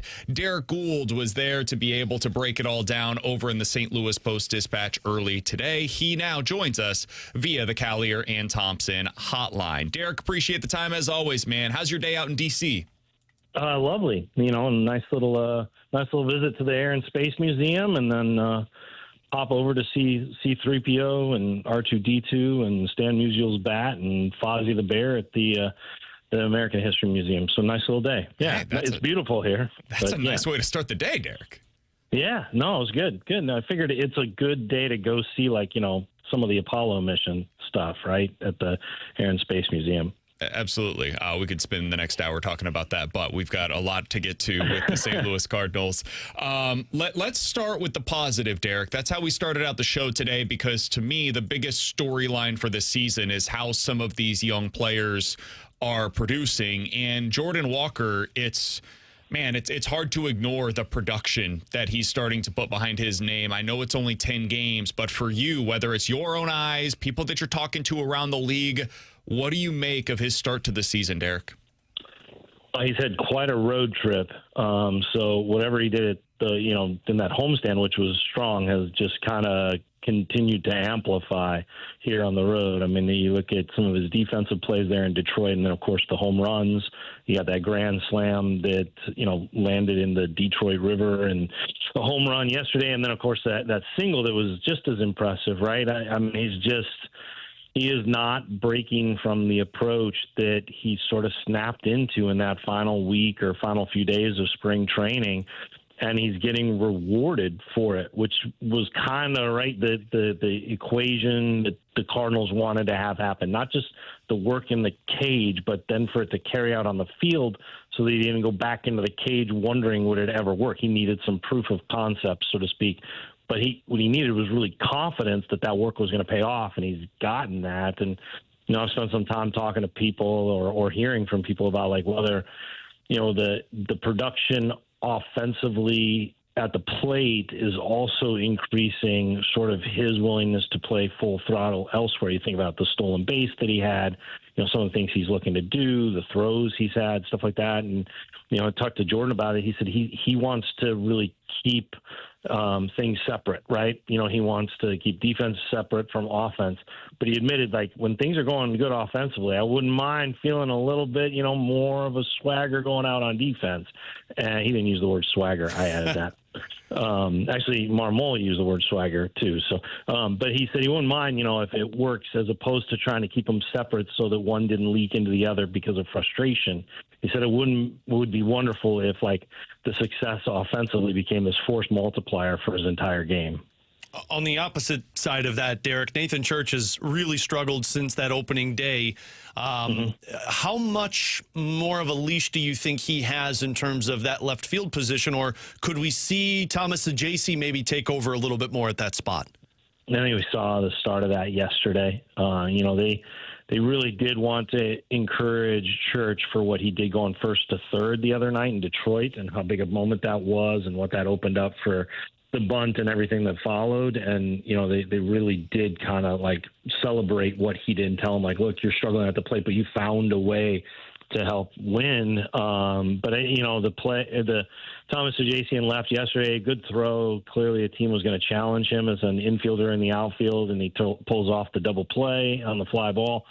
I think you're seeing that. Some of it will be matchup related, sure, but some of it is just going to be the better Sajasi, or the more often Sajasi plays in the outfield and starts looking comfortable out there. And if he continues to, rope some doubles every so often, then he'll be the guy out there. It's so hard to discuss these things in the small window of 10 games, right? Because like when you get to 24 games, you'll have noticed that one of them played 14 and the other one played 10. It's just not quite there yet, right? But that's what left field's going to feel like eventually, is more of a timeshare than a single starter. We're talking to Derrick Goold here on 101 ESPN. You can read his great work over in the St. Louis Post-Dispatch. Follow him at DGould. Derrick, I do want to go back to Jordan Walker here for a moment, because there was a lineup change yesterday. Now, I don't know how much to read into these things, because some of it might be... Go ahead. Go ahead. That's what I wanted to ask you about, is how much should I read into the fact that they're now comfortable, after kind of brushing it aside for a while, having these questions asked about them, putting Jordan Walker into the cleanup spot as Mason Wynn is reinserted into the lineup. What did you make of that choice? Yeah, I'm not surprised. We saw it happen. We talked to Ollie in the 48 hours leading up to it. Mason's absence from the lineup gave a natural kind of line for them to move on from that and move to someone else. The question was whether or not it was going to be Jordan Walker. They kind of kicked around whether or not that would be the right thing to do. Marmol likes to think about what the step after that is, right? Like, okay, don't think that the guy moving the guy to clean up and all of a sudden it's just going to take off, that's going to be the ignition switch for greater production. Worry about, like, what do you do next? Like, where does the guy go from there? And that, the thought was with Mason, if he struggled in the cleanup spot, there were a lot of different places for him to go. Same with like J.J. Weatherholt. If he struggled in the leadoff spot, how would he react to going back to eighth? What would he do? And they felt pretty confident that would not disrupt him, that would not jar him, that he would just keep on keeping on. It just would be in the eighth spot. So they're looking at cleanup in a little bit different way. Like, they don't want to go, all right, Jordan, you're the cleanup hitter now and forever. Clearly, a few years ago, if you were to ask the Cardinals to map out their lineup with, like, best case scenario, they had the left, right thundersticks of Nolan Gorman and Jordan Walker as their middle hitters, right? And probably then Nolan Arenado at maybe fifth, right? That's how they would have looked at it. And that's what their hope was, that those 2 first-round picks with power potential would be the guys that they build the lineup around in the years immediately after they built the lineup around Goldschmidt and Arenado. That didn't happen, but we're starting to see at least Jordan Walker get the chance and get the look. It's not, I don't know if he's going to stay there. He could obviously hit so well that it's impossible to move him. But Marmol wants to be conscious of the fact that you don't just commit that spot to him, because what if he goes awry for a week, and then where do you put him? On the pitching side of things, Derrick, I think last season we had a lot of conversations at the end of the year of what Matt Swanson was doing, looking at him as like, hey, this guy could potentially be a closer for the Cardinals. It has not gone well for him early this season. Has anything stuck out to you just in terms of either speaking with him or watching him when he comes into play, and why things have gone awry? Yeah, I think you're seeing somewhat. I know you're seeing somewhat what all these young relievers go through. You think of Ryan Fernandez, right? Setup guy to end the season, then rarely in the majors the next season, right? Swanson moved into that setup role. Still, really could be a closer. He could be the Cardinals' closer in a month, 6 weeks by the end of the season. That's still possible. But the league knows him, right? And the league is saying, okay, man, we know how you go about this stuff, and we'll jump on it. He had good thought process last night. He was really detailed in talking with us last night here in D.C. about what he was thinking. The sweeper to House is not a pitch that he has seen House do damage on. He thought that was a good one to get because he believed House was sitting the sinker. Well, he got to it and hit it a long way. Swanson's wondering if maybe that cutter is something that Abrams was geared up for. More likely there, he was looking for a spot, and that cutter is such a high-risk, high-reward pitch. And this is a lot of what Swanson is dealing with, is it's just off enough with his pitches that they aren't as dramatic in their movement, right? The cutter's just off enough, and that's the difference between finding the hands and finding the seats. The sinker is just off enough, and that's the difference between a sinker or a swing and a miss and a meet contact that becomes an infield single. And so what you see is a guy who's just one like turn of the dial away from the movement that he needs or the velocity he needs, and then it'll all set into place. But until he gets there, they're making more contact, or they're able to, hunt that cutter a little bit more and do damage on it. It'll come around, having just a little bit more velocity, a little bit more horsepower makes those pitches that much heavier, makes them move that much more, and that's kind of his game.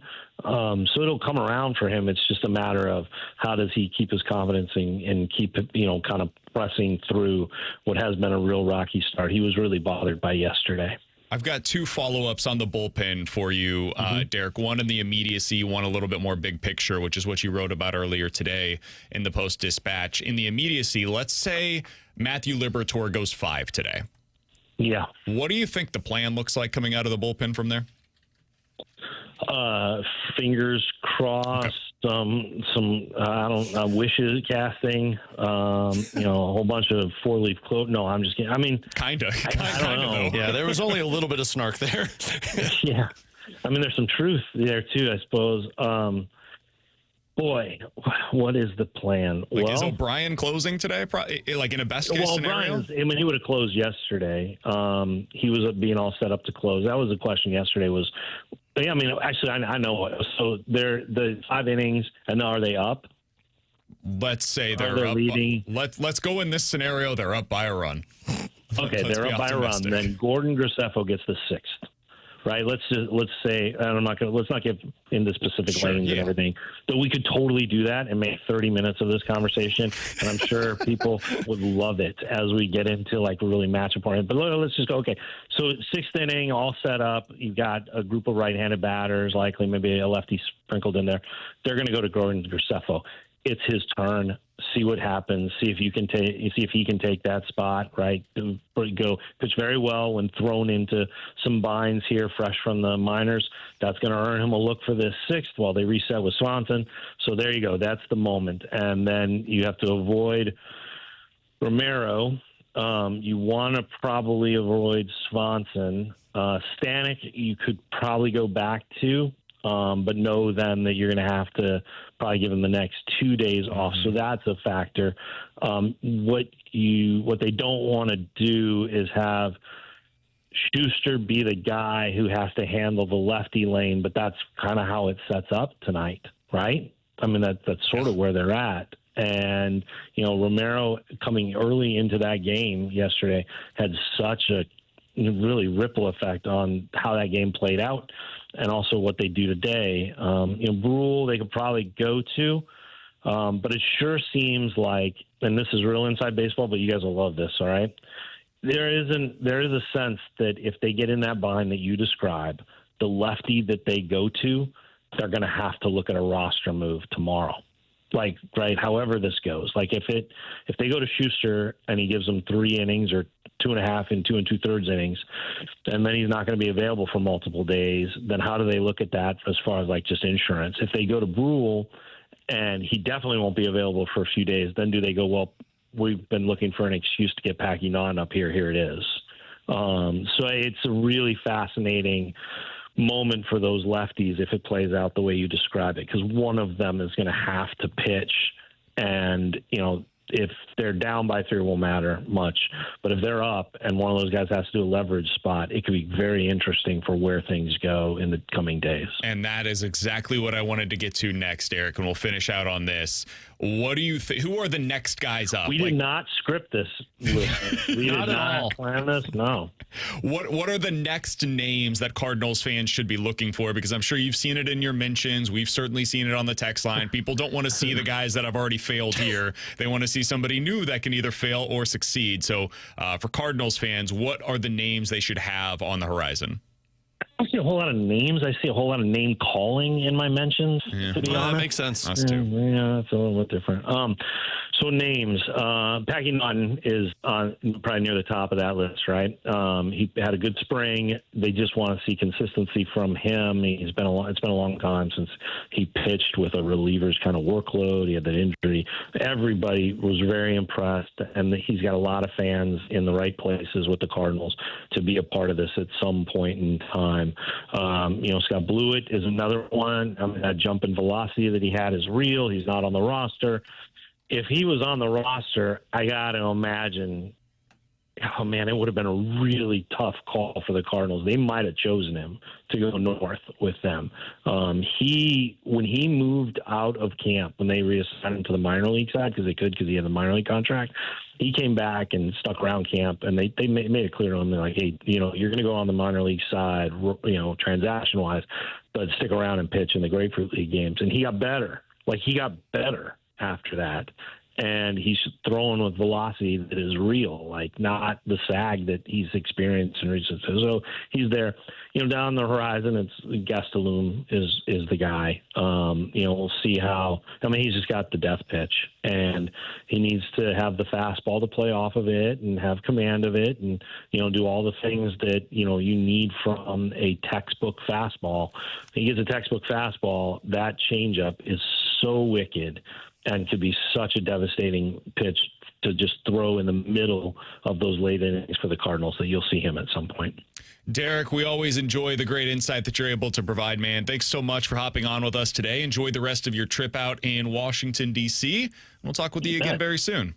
All right, sounds good, guys. Talk to you soon. Thanks, Derrick. Thank you for having me. Cardinals beat writer for the St. Louis Post-Dispatch. He joins us each and every Tuesday here on BK and Ferrario. Always a pleasure to be able to catch up with him ahead of the Cardinals game tonight. It is Matthew Liberatore on the mound against the Nationals. First pitch for that one tonight at 5:45. I couldn't help but when he was talking about if Schuster has to go a couple innings and then they got to make a roster move. I think Schuster, Brule are sitting in the bullpen and I go, please go 9.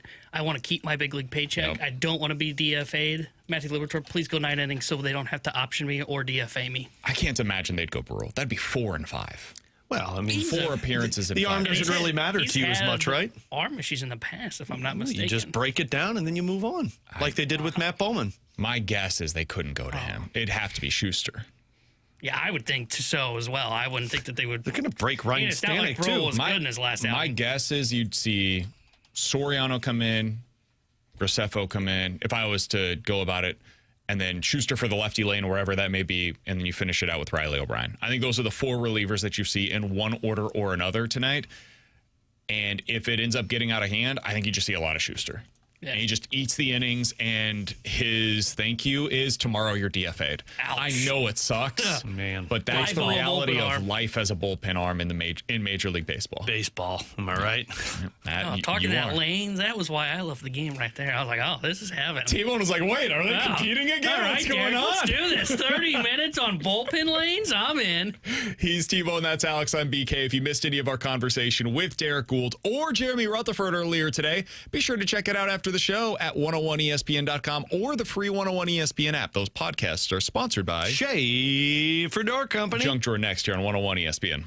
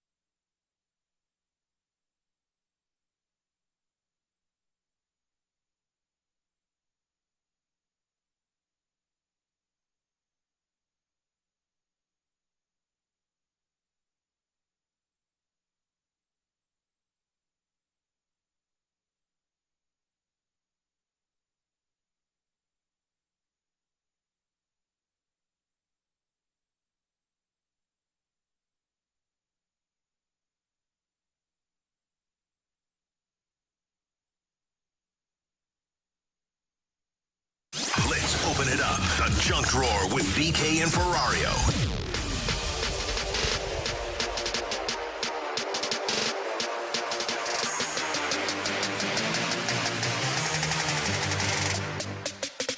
Have you guys seen this stuff about Memphis? LeBron's in some, well, a lot of people agree with him, but have you seen the Memphis controversy? I saw you getting angry on social media about it the other day, which, by the way, you took a shot at Arnold. You need to keep your mouth shut about Jefferson County. Oh, what are you taking shots at that for? He's taking it completely out of context. No, I'm not. You took a shot at Arnold. That's not true. You did. Somebody said they had gone to Germantown in Memphis and were able to say this is what Memphis is like. Germantown is like 25 to 30 minutes outside of Memphis.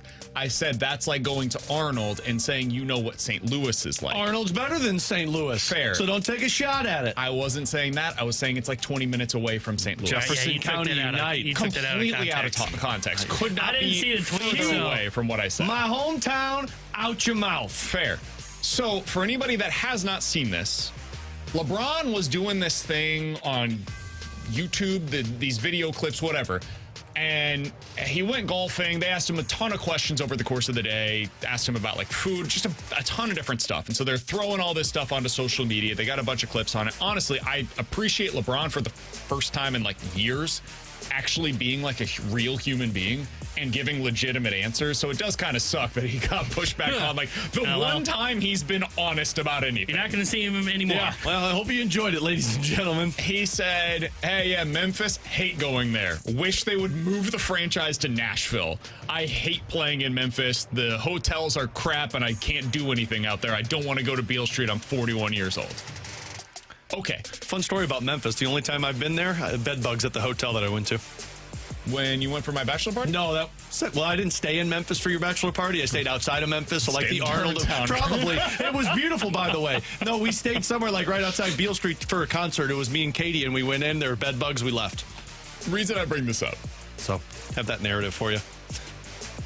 Stop trashing other cities when you've never been there. Yeah. Because like LeBron said this. Listen, man, if he doesn't want to go to Beale Street, cool, whatever. If he thinks that the hotels are bad, I've got this guy that I've been following on social media who went down to Memphis this past week, over the last couple of days, just to go to the hotels. He's like, here, I'm gonna chronicle. It's G-Fed something or another. G-Fed Go Crazy is his social media platform. He went into these hotels, Alex. They're incredibly nice. They have like the automated curtains that pull back if you just press a button. Of course. They've got like 3 separate rooms. They're beautiful. If you, me, T-Bone, or like 95% of our listeners stayed in one of these hotels, we'd be like, hot damn, that was great. Yeah, I don't stay at those types of hotels. I'm surprised they don't like the Peabody's one that's in Memphis where they've got like the ducks that walk out. Like they don't stay there. I don't know why. But like put them in 7-Eleven or something? Anyway, I felt a kindred spirit here with Memphis because it's very similar to what people say about St. Louis. And I then realized, I am to Memphis what a lot of people were to St. Louis when they heard that New York thing on SNY talking about our cities. I am actually more protective of Memphis than I am even like Columbia, St. Louis, or Kansas City, the 3 places that I've actually lived. Oh, what a traitor. How's that? Memphis is the one place that I'm like really protective of. Which is so funny because, like, I mean, look, Memphis was fun when we went, not just for your bachelor party when I've been there before, but I haven't been there. It's not one of those things that I'm like, oh my gosh, that city is incredible. Like, it was fine, but it's not like it was this, I need to be back. Yeah. Oh, I just love it. I think it's got great culture. I love Beale Street. The barbecue is very good.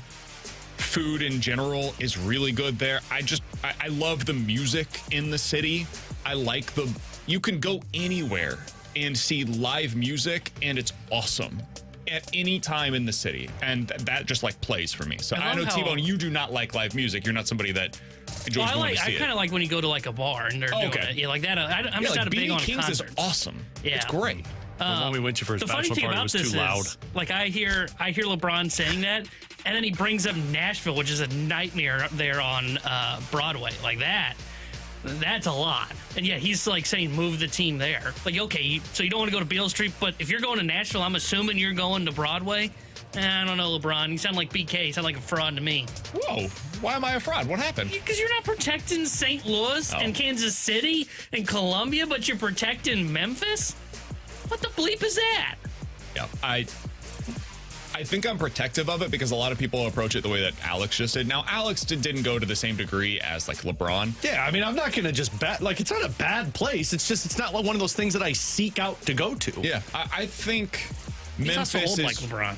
Huh? True. He's also old like LeBron. True. Memphis is one of those places that you either love it or you hate it. And I don't think there's a whole lot of in between. But the idea that somebody would say, hey, you need to move that team, I also think maybe there's a little bit of protective nature there because that's not just something you can throw out there. You know, that really matters for the city of Memphis, just like the Rams leaving St. Louis really mattered for this town. You know, it's not only face of the league monetarily, but it's civic pride. Yeah.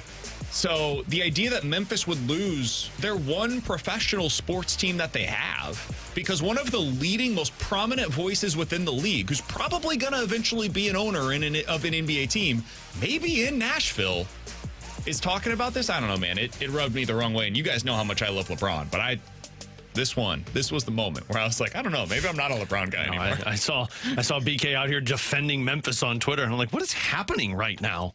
Alongside Alex and T-Bone, I'm BK. Coming up next here on BK and Ferrario, what's the plan for Mizzou at point guard next year? And at least one national outlet says Illinois is the team to beat next season. We'll talk about that next year on 101 ESPN.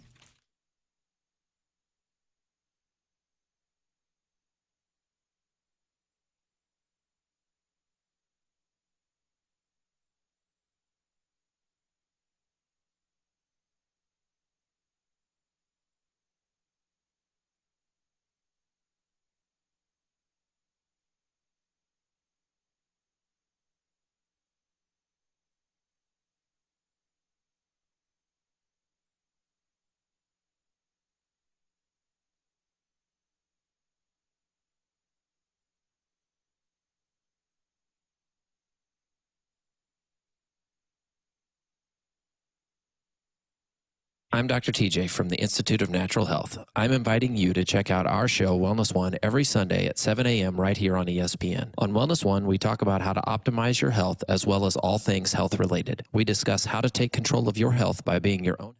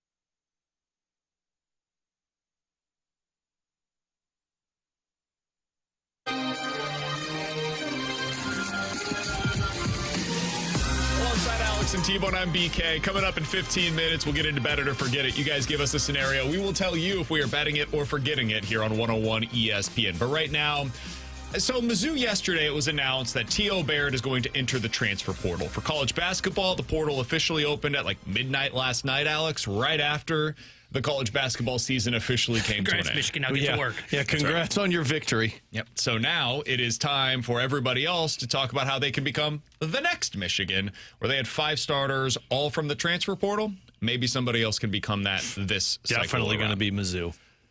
T.O. Barrett out. You also have Ant Robinson out. Those were the 2 starting point guards for Mizzou this year. Now, Jason Crow Jr. can play point guard. I don't think that's where he's going to spend the majority of his time, though. So Missouri needs a de facto starting point guard via the transfer portal.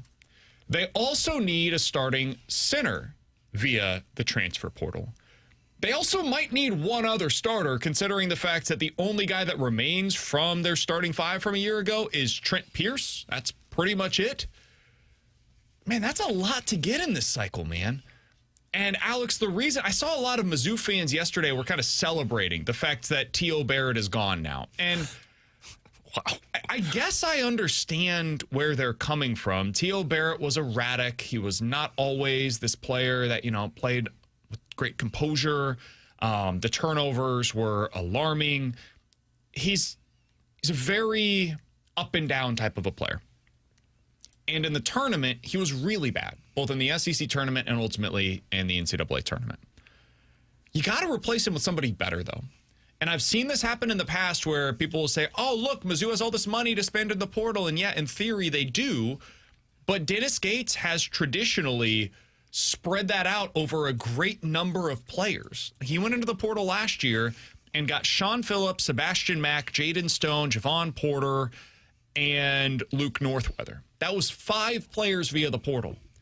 I think like 1 or 2 of them became legitimate impact players for them this past year. If they want to build the best team possible for 2026, my personal advice would be focus on getting those 2 or 3 really good players and then just figure it out with your depth. Mm-hmm. Most players by the end, or most teams rather, by the end of the season are only showing you 5, 6, 7 guys from their roster anyways. Just go get the top of the lineup type of guys. And I think they focused far too much on depth, not enough on the quality in the portal recently. So go get your next Mark Mitchell. Go get your next dude that can be a part of this thing. I fear they're going to once again do the opposite. And so I did not have the same reaction yesterday when T.O. Barrett decided to transfer. I had the reaction of, oh my God, now you have 3 or 4 holes on your roster that you've got to fill. Good luck doing that in this portal. So that's what I was going to ask. So, like, if you were to say, like, they have a definitive starting, how many starting 5s would you say? Like, as of now, you were like, these guys are starters? 2? I think right now you can write in pen that Trent Pierce will be a starting player for Mizzou next year. Mm-hmm. I think you can write in pen that Crow will be a starting player for Mizzou next year. He's top 10 player in the country. Those guys don't come in to sit on the bench. He's going to start for Mizzou next year. Beyond that, I don't know. Yeah. Maybe Trent Burns could be if he develops really well this offseason and you strike out in the portal. Maybe the other kid that they have that's a top 25 recruit could come in and start next year. Those are maybes, though. If you're asking me to write it in pen, it's 2. And that's why I kind of brought this up. And look, it's a lot easier said than done. But if you're bringing up maybes, then that's where you need to upgrade. And I'm with you. Like, I feel like this is going to be a pivotal offseason for Gates in terms of his future. Not so much, and yes, it's because of how these last couple of years have gone and the unfortunate exit that you've had early on. But you've done the same thing in terms of recruiting and transfer portal of spreading the wealth and looking for 8 or 9 guys that you can work with. Man, if I'm Dennis Gates, I'm trying to go out there and targeting, like, I need 3 dudes. I need 3 guys. I need to go 3 for 3 and find these starting players for my roster. And as you mentioned, figure it out the rest of the way. Get another guy, a lower end on the transfer portal to throw in as a bench player. Like, find a way to have 6 or 7 pieces that you can rotate throughout the year. That's where it's like, if you're Dennis Gates, that's the heavy targeting and recruiting you're going with right now. Because if you don't have a starting 5 without saying a maybe, you're not going to have success in college basketball anymore. Yeah, you'll have, I think, Nick Randall coming back. I think he'll get some minutes next year coming off of your bench. He was one of their top recruits this past season. Didn't play much, but got occasional opportunities. Typically in the Dennis Gates era, that's kind of the way that it goes. First year, you don't see him a whole lot. Second year, you start to see him a little bit more. They're a bench player like 8th or 9th in the rotation. Maybe they get cut out by the end of the conference play. I think that's kind of Nick Randall's role. I think you're going to see a decent amount next year of the guy that I mentioned in Trent Burns. They've already got a couple of starters in the mix as well. That's part of your rotation there. I just mentioned like 4, maybe 5, depending on what happens with the other freshman that's coming in. I don't know how ready he is to play, but he'll probably be a part of their rotation. That's 5 guys that is as a part of your rotation. You shouldn't need 13 players. You shouldn't need 15 guys that can go out there tomorrow and play for you. It just should not be necessary. And if it is, something's gone horribly awry for your basketball team. Go get 3 dudes. I don't know how much money they have to spend. Let's say they have $6 or $7 million to spend in the portal. Go use that on those 3 guys. Yeah. And then figure out what to do with the other spots on your roster. Go over to Europe. Beat Illinois to the punch. And you can do that too, but I just don't know if you have to have real connections out there, and I don't know that Missouri has them yet. Yeah, unlike see if you can get a mole in Illinois' locker room. Good luck with that. But yeah, no, you're right. I mean, I think I'm with you. You whatever you have money-wise, go big on 3 guys, right? And hopefully you can build out a team that's like 1 through 8 deep. Because you're right. If you're going off of we want to build a lineup that's deep 1 through 13, well, then you're just not building a good lineup, right? And that's been the problem for Gates. Like, the reason I'm surprised by the reaction of some people that were excited to see T.O. Barrett enter the portal, it's not like Dennis Gates has the best record when it comes to going to the portal. So the more losses he has that he has to fill through the transfer portal, the more shaky my feeling is on that he's going to get it right. Now, he may surprise me, and he may go 3 for 3 that we're talking about. But I think he's got more misses so far in the portal than he does have wins. So that's alarming in itself for a year that feels like make or break for him for his job security. From the 314, guys, I don't like that Barrett is transferring, but the rumor out there is that he's asking for $1.5 million, and he's probably not worth that. If the price comes down, great, but not for 1.5. It's easy to see or easy to say right now until you end up going to the portal and you see, oh, that's what it costs to get a player of his caliber. Right? Like, if that's what the market value is for a player of T.O. Barrett's value, then you have to pay that. And in order to upgrade, you're talking about paying $2.5, $3 million. To get legit starters in college basketball now, it's expensive. It's 7 figures. And I think Missouri is now having to come to terms with what the price is, because I think some of their guys took less to stay. I think Ant potentially took less to stay. I'm pretty confident Mark Mitchell took less to stay at Mizzou. So now you've got to be in this spot where, all right, they took less, but what are we willing to do for these other guys? What is the new era of Mizzou basketball going to look like? I don't know what the answer is. All right. Other thing that I wanted to get to, T-Bone, because CJ Moore over at The Athletic, I think he does really, really great work. And he put together his way too early top 25 for 2026 men's hoops. It's way too early because we don't even know what these rosters are going to look like yet, hence the portal beginning today. That being said, he has Illinois at number one on this list because of everything they have coming back, plus Quentin Coleman, who's now part of the mix as well as their top recruit coming in for next year. How you feeling about your Illini as this season comes to an end and now you're seeing what they potentially will have in store for next year? I feel really good because I think they're going to be able to do what their number one task is, which is retain most of their guys. My sense, based on reading the great work at the Illini Inquirer, is that they're going to keep most of these guys, right? The one that I'm a little skeptical on is Stojakovic, but I think the one thing that they have riding for them with retention is not only kind of what you were just saying with Missouri, which is, hey, some guys probably took less to stay. I think Underwood's going to be able to get some guys to take less to stay because they've got a winning track record.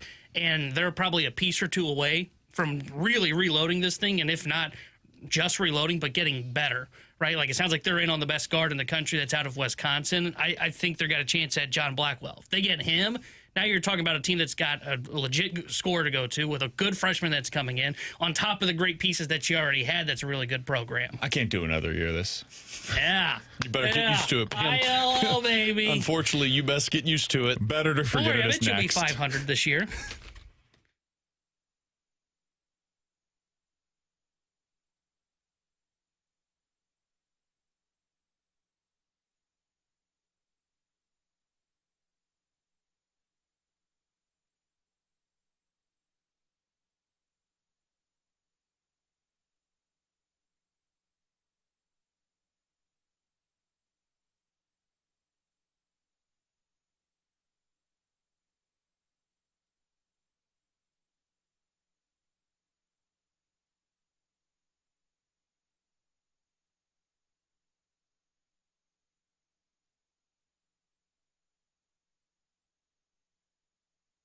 This summer heat is coming and your home needs a winning game plan. Don't wait until the first heat wave benches your comfort. Scott Lee Heating Company has been keeping St. Louis families cool for over 40 years. As a Mitsubishi Electric Elite contractor, our spring tune-ups keep your AC running at championship level. Call 314-756-9444 or head to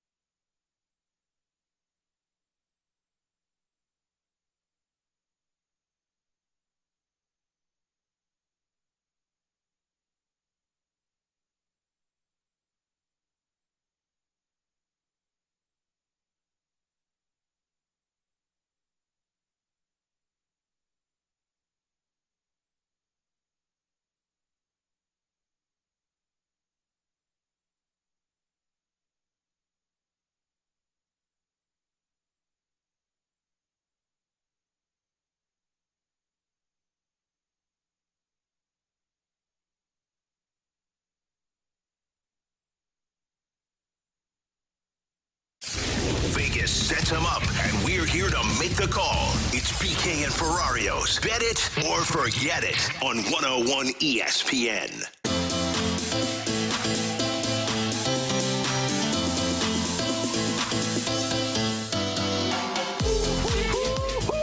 I missed that yesterday alongside Alex and T-Bone on BK. It's BK and Ferrario here on 101 ESPN. All right, let's get into Bet It or Forget It. You guys give us a scenario. We will tell you if we are betting it or forgetting it here on 101 ESPN. Guys, Jordan Walker right now has 3 home runs in his first 10 games. If he sustains that pace over the course of a full season, it would be 49 home runs at the end of the season. Jeez, get out of here. Bet it or forget it, he gets to 30. Forget it. Oh, lame. I'm going to forget it. I think he'll be just short of 30. I don't know that he'll get there this year. Yeah, he's going to go through a cold spell, and then what does he look like when he goes into it, and how long does it last? I think you're flirting with 25, but definitive, I don't want to say definitive, but more likely 20 is what you'd get from Jordan Walker. I think he gets 25. I think he's going to get there. I don't know that he'll get 30. I just don't know what it looks like when it doesn't go well for him, and if he goes into a 2-month of a head case scenario, well, then you're not getting there. It's going to be hard for him to get those numbers that I mentioned earlier of like most guys that have the start that he did end up with 30% above league average type of numbers. It's kind of hard to get there without having at least 30 home runs over the course of the full season. So I'll say forget it, but I'm starting to warm up to 25 plus at this point. Alex? Guys, more likely to happen, Jimmy Snuggerud scores 40 goals next year, or Robert Thomas hits 100 points? Robert Thomas hits 100 points next year. Yeah, I would say that as, bet it. I think that's what would happen. because you said Snuggerud 40 goals. If he does that, then Thomas is going to be a 100-point guy. And even if he doesn't, say he's 30, and then you've got Holloway, will say 30 as well, that probably gets him up to 100 points. Yeah, that's where I'm at as well with that, in the 100 points, because I think if Holloway's healthy also, that's what's going to help him get to 100. But Snuggerud, I don't know if 40's the number, but I really wonder if 30 becomes a number for him next year, and then you kind of gradually grow from there. That I could see. Yeah. Guys, bet it or forget it. Matthew Liberatore will lead the Cardinals in wins this season. Bet it, because I think he's the one that's most likely to be a part of this rotation the full season. So I'll say bet it. Yeah, I think I agree with that one. I don't think all these other guys are going to be there long enough. If I said his win total at 10.5, would you take over or under?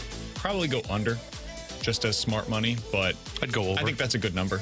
Yeah, I would lean under because I think it's like 9, if not right at 10. But I would bet it. I think he probably will be. The other thing for him that helps him out a lot, he typically gets deep into games. Like, you look at his pitch count, he's able to get through innings rather quickly. I think he got pulled last game at like 75 pitches, if I'm not mistaken. So he goes a little deeper into games, which will help him out a ton. 314-399-9646. That's the Air Comfort Service text line for bet it or forget it. From the 636, guys, bet it or forget it. The Blues will trade for a big-time second-line center or winger this offseason. I think you only have like one out there, and it would be Brady Tkachuk, and I just don't know what that's going to look like. So I'll say forget it. I don't think you're going to. I don't think that guy is going to be available this offseason. I think you might have to wait another offseason to find that guy, and I think it's going to be winger more than centerman. Yeah, I would forget it as well. I don't think they find that guy. I don't think he's available this offseason. I think it's either him or Robertson. Those are the two. I think you're more likely. I think you're more likely to trade up in the draft to draft a better player than you are to go trade for an NHL guy this offseason. I'll say bet it. 314-399-9646 is the Air Comfort Service text line. From the 636, guys, bet it or forget it. Illinois gets back to the Final Four before Mizzou gets to the Elite Eight. I'll bet it. Yeah, with Illinois, in theory, retaining most of their roster, they're going to have a great shot to get back to the Final Four. 314-399-9646 from Dirk Diggler's unit. Bet it or forget it, the Cardinals will have at least 5 new pitchers out of their bullpen by July. 5 seems aggressive. Like sticking around on the roster, or just like 5 new guys? 5 new pitchers will be coming out of the bullpen by July. I would probably bet that. I mean, they're going to rotate. Schuster will be one that's out. I think Stanek will be there. I think JoJo will be there. I think Riley O'Brien will be there. And then it's about what happens around them. That means every single other player from your bullpen has to be changed over by then. I'll say forget it. I don't think all of the others get moved out. Yeah, I think Soriano sticks around a while. The reason I would bet is I think there'd be 4 total and 1 other that changes in and out. So I would lean bet it. 314-399-9646 is the Air Comfort Service text line. From the 314, the Cardinals, bet it or forget it, will trade 2 of Gorman, Burleson, or Nootbaar before the start of next season. Say forget it. I think they trade 1 of them. I would bet it. I think they would trade Gorman. I think if Gorman has a good year, they're going to sell high. He's the kind of guy that it's like O'Neill. I've said this before. He screams O'Neill to me, where he's going to put it together for 1 year, and then you want to cash out, right? You don't want to stick around for what comes next, because I don't think he can do this. I don't think he can put together 5 straight, like, really good seasons, which would be what you'd be banking on if you didn't trade him. Yeah, I think I would just go with Nootbaar. All right. Last one here from the 636. Bet it or forget it. No starter in the Cardinals rotation will strike out more than 10 batters this season. That seems ridiculous, but we are going to talk a little bit about the lack of strikeouts that are coming from this pitching staff. And it's not just the rotation that's having issues with it. Got some historically bad numbers for you. We'll tell you about them next here on BK and Ferrario.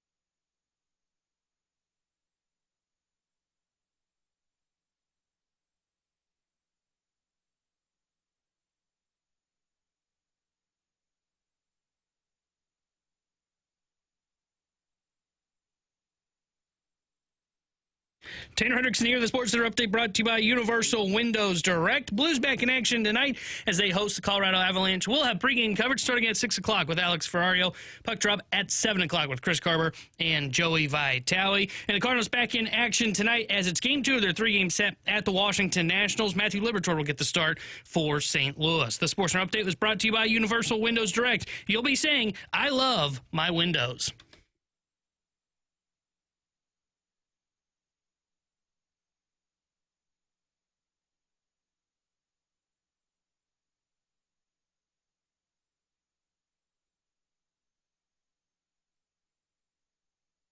Alongside Alex and T-Bone, I'm BK. So where are the strikeouts coming with this pitching staff? Because so far the answer is nowhere. Trick question, they're not. Yeah. So far, you've had a historically bad start to the season when it comes to the Cardinals pitching, Alex. They have 59 strikeouts through the first 10 games of the regular season. That is the fewest by a Cardinals pitching staff at this point in the year since 2007. Ooh. It was a good year, I think I remember. In fact, it is the fewest strikeouts by any pitching staff in Major League Baseball through the first 10 games of the regular season since 2016, when this version, like the modern era of baseball, I would say, with all the strikeouts, has really begun. The 2015 Twins are the only team since 2014 that had fewer strikeouts at this point in the year than what the Cardinals have so far. Alex, this is not just a one-player issue. This is everybody. And I don't think any of us expected the Cardinals to be, upper half of the league in strikeout rate this season. That's not Palante's game. That's not even Dustin May's game. Even when he's right, he's still not a huge strikeout artist. I did think it would be better than this, though. I thought it would be better than literally the worst in the league and one of the worst in the last decade. Do you see this getting better? Like, is this a blip, or is this who they're going to be, in your opinion, as a staff? I think this is who they're going to be until they start to get some of these guys in the minor leagues closer to the major league level. And even then, I just don't know. I don't know how fast Liam Doyle gets there. Tanner, what's the last name of that pitcher?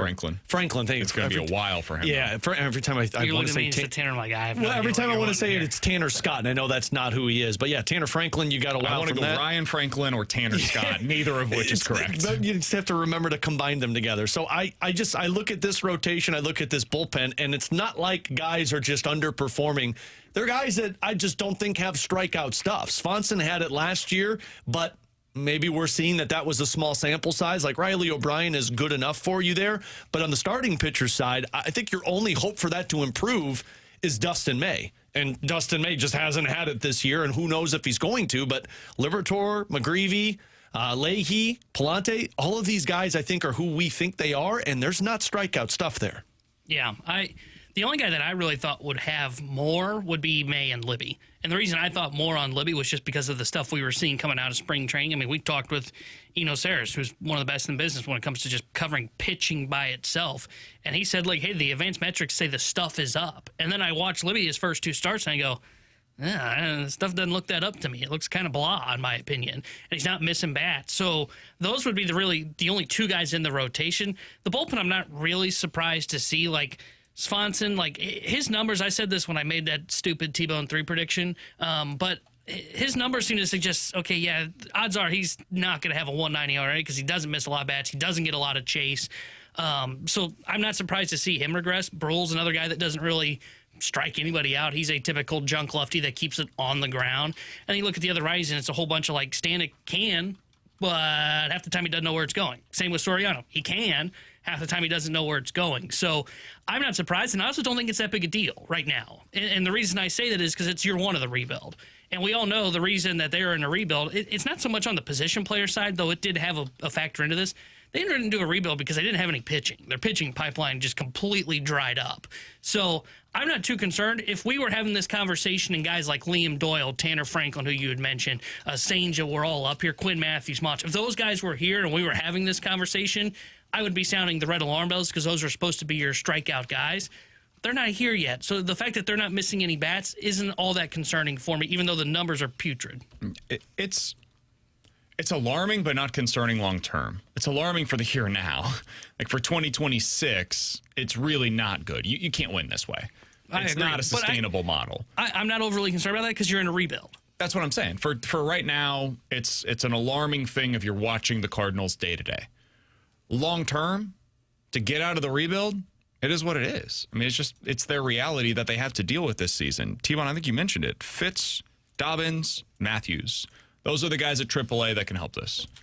At AA, it's Doyle, Senja, and Mason Miller is off to an interesting start, so keep an eye on him. And then at high A, you've got Tanner Franklin right now. I just read you off 7 different pitchers that could influence the future of this rotation and in a positive direction when it comes to their strikeout rate, all of whom are currently going through your minor league system. That's how it gets better. It's going to take some time, and we knew this going into the season that it wasn't going to be perfect, but boy, is it worse than I expected it to be. I think this is disappointing, the fact that they're this bad. I didn't think that I thought there was a chance the bullpen could have some rough moments, rough patches. I didn't think it would be worst in the league kind of bad. That's really surprising to me. I thought the rotation could be underwhelming. I think we all said, like, bottom 10 in the league is totally realistic. I didn't think it would be one of the worst in the league at this point in the season. So I'm disappointed and a little surprised by the pitching. Where do you guys think, like, now that we have a couple of weeks of evidence on where they're at so far, it's still very small sample size, where do you think they end up? Would you update your projections to say, hey, they're a bottom 5 pitching staff in Major League Baseball this year? I wouldn't. I'd still stick bottom 10 because I think there's going to be some equilibrium that comes out of this. Like, I think the bullpen, like you said, at some point they're going to find somebody that can get outs. And the rotation, like, I don't think May's going to be this bad. And Leahy, I know he's got a 5.40 ERA. I think he's going to be fine. And McGreevy, Plante, Libby, on top of the other names that we might see along the way, I think they're going to be the definition of fine. I mean, you'd have to have like 4 of these 5 guys be truly awful for you to be bottom 5. I don't think they're going to be that bad. I actually think they might be. I don't know if it gets better for May. Libby, I mean, like, he may run into the same issues that he ran into last year, to where it really starts to fade away once you get to the midway point of the season because exhaustion sets in. And I think Palante and Leahy are going to hit a wall at some point. So I think it might be bottom 5. That's my concern. I think you're going to see a lot of roster churn, though, with this. I mean, Hunter Dobbins is coming sooner rather than later. I think eventually you'll probably see Richard Fitz as a part of this rotation. We'll see how long it takes for some of the other guys. Quinn Matthews, if he's able to figure out his command, maybe he can figure into things as well. But eventually they're going to have to make some decisions on some of these players and say, like, hey, you know, if it doesn't end up working out with Dustin May, I wonder what that timeline looks like. Like, do they say mid-July is what they're talking about there? Shoot for. What's the plan with the rotation? Like, at what point do you say, hey, somebody's going to lose a job to Hunter Dobbins or Richard Fitz? I don't know. I don't know what the timeline looks like there, but for the next month or so, I think this is pretty much what you've got. And it's been less than inspiring thus far. He's Alex. That's T-Bone on BK. It is 1:45. Your time check brought to you by Clarkson Jewelers, an officially licensed Rolex jeweler. We'll hit the rewind, give you our final thoughts for the day before we pass things over to the fast lane next here on 101 ESPN.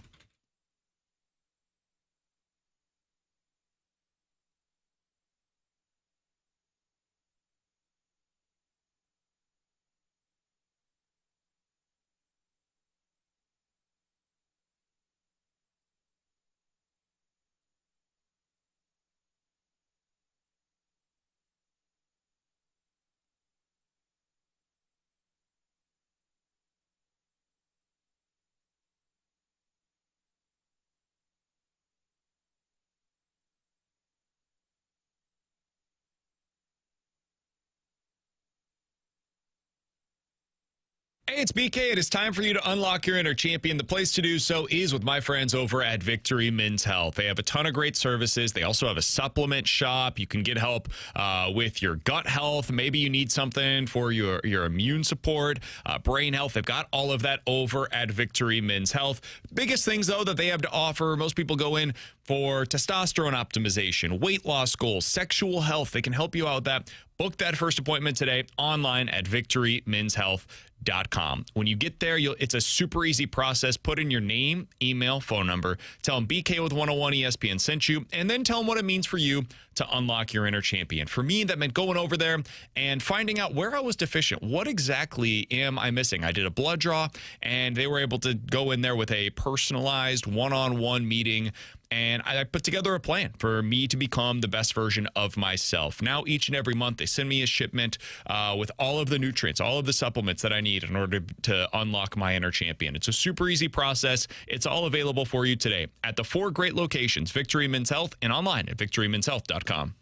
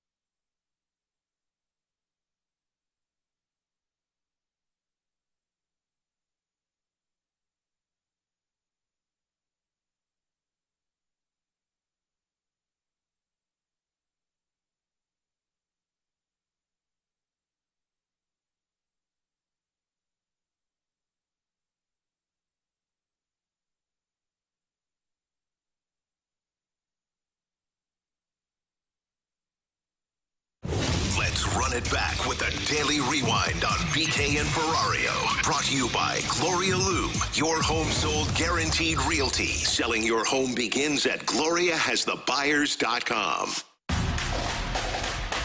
He's Alex, that's T-Bone, I'm BK. It's BK and Ferrario here on 101 ESPN. If you guys missed anything from the show, check it out on the podcast page, 101ESPN.com, and the free 101 ESPN app. That is all sponsored by Schaefer Door Company. 101 ESPN app, free to download, super easy to use. It is sponsored by Dobbs Tire and Auto Centers. Earlier today, we talked to Jeremy Rutherford, also had our weekly conversation with Derrick Goold, so you can be sure to check those out on the podcast page. Alex, a lot of our conversation today, though, has been centered around Jordan Walker. He's off to a fantastic start so far this year. It's one of the best 10-game stretches of his major league career.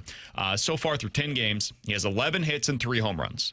It is the first time that he has 10 hits and 3 home runs in any 10-game stretch since his rookie year in 2023. Simple question, tougher to answer, I understand. Are you buying into what we're seeing with Jordan Walker? I'm starting to. I'm not to the point where I'm acting as if he's fixed and now he's going to become that player that we all thought he could be. I still stand by what I said at the beginning of the season to where I need to see this for like 2 months before I can really start to invest. But I will say, hearing other teams' broadcasters, which the Nationals did last night for an at-bat at Jordan Walker, when I hear other broadcasters talk about Jordan Walker and how it was an impressive at-bat to be able to make contact on, that's when I'm starting to be like, okay, well, maybe he's fixed some things. And he does look more confident at the plate than what we've seen in years past. But I'm starting to at least listen on it. I'm warming up to it, but it's not to the point where I'm like, yep, everything's resolved and we're fine now. Yeah, that's kind of where I am. I'm starting to buy into what we're seeing with Jordan Walker, but I want to see it for an extended period of time. And really what I want to see is what happens when baseball makes the adjustment back, right?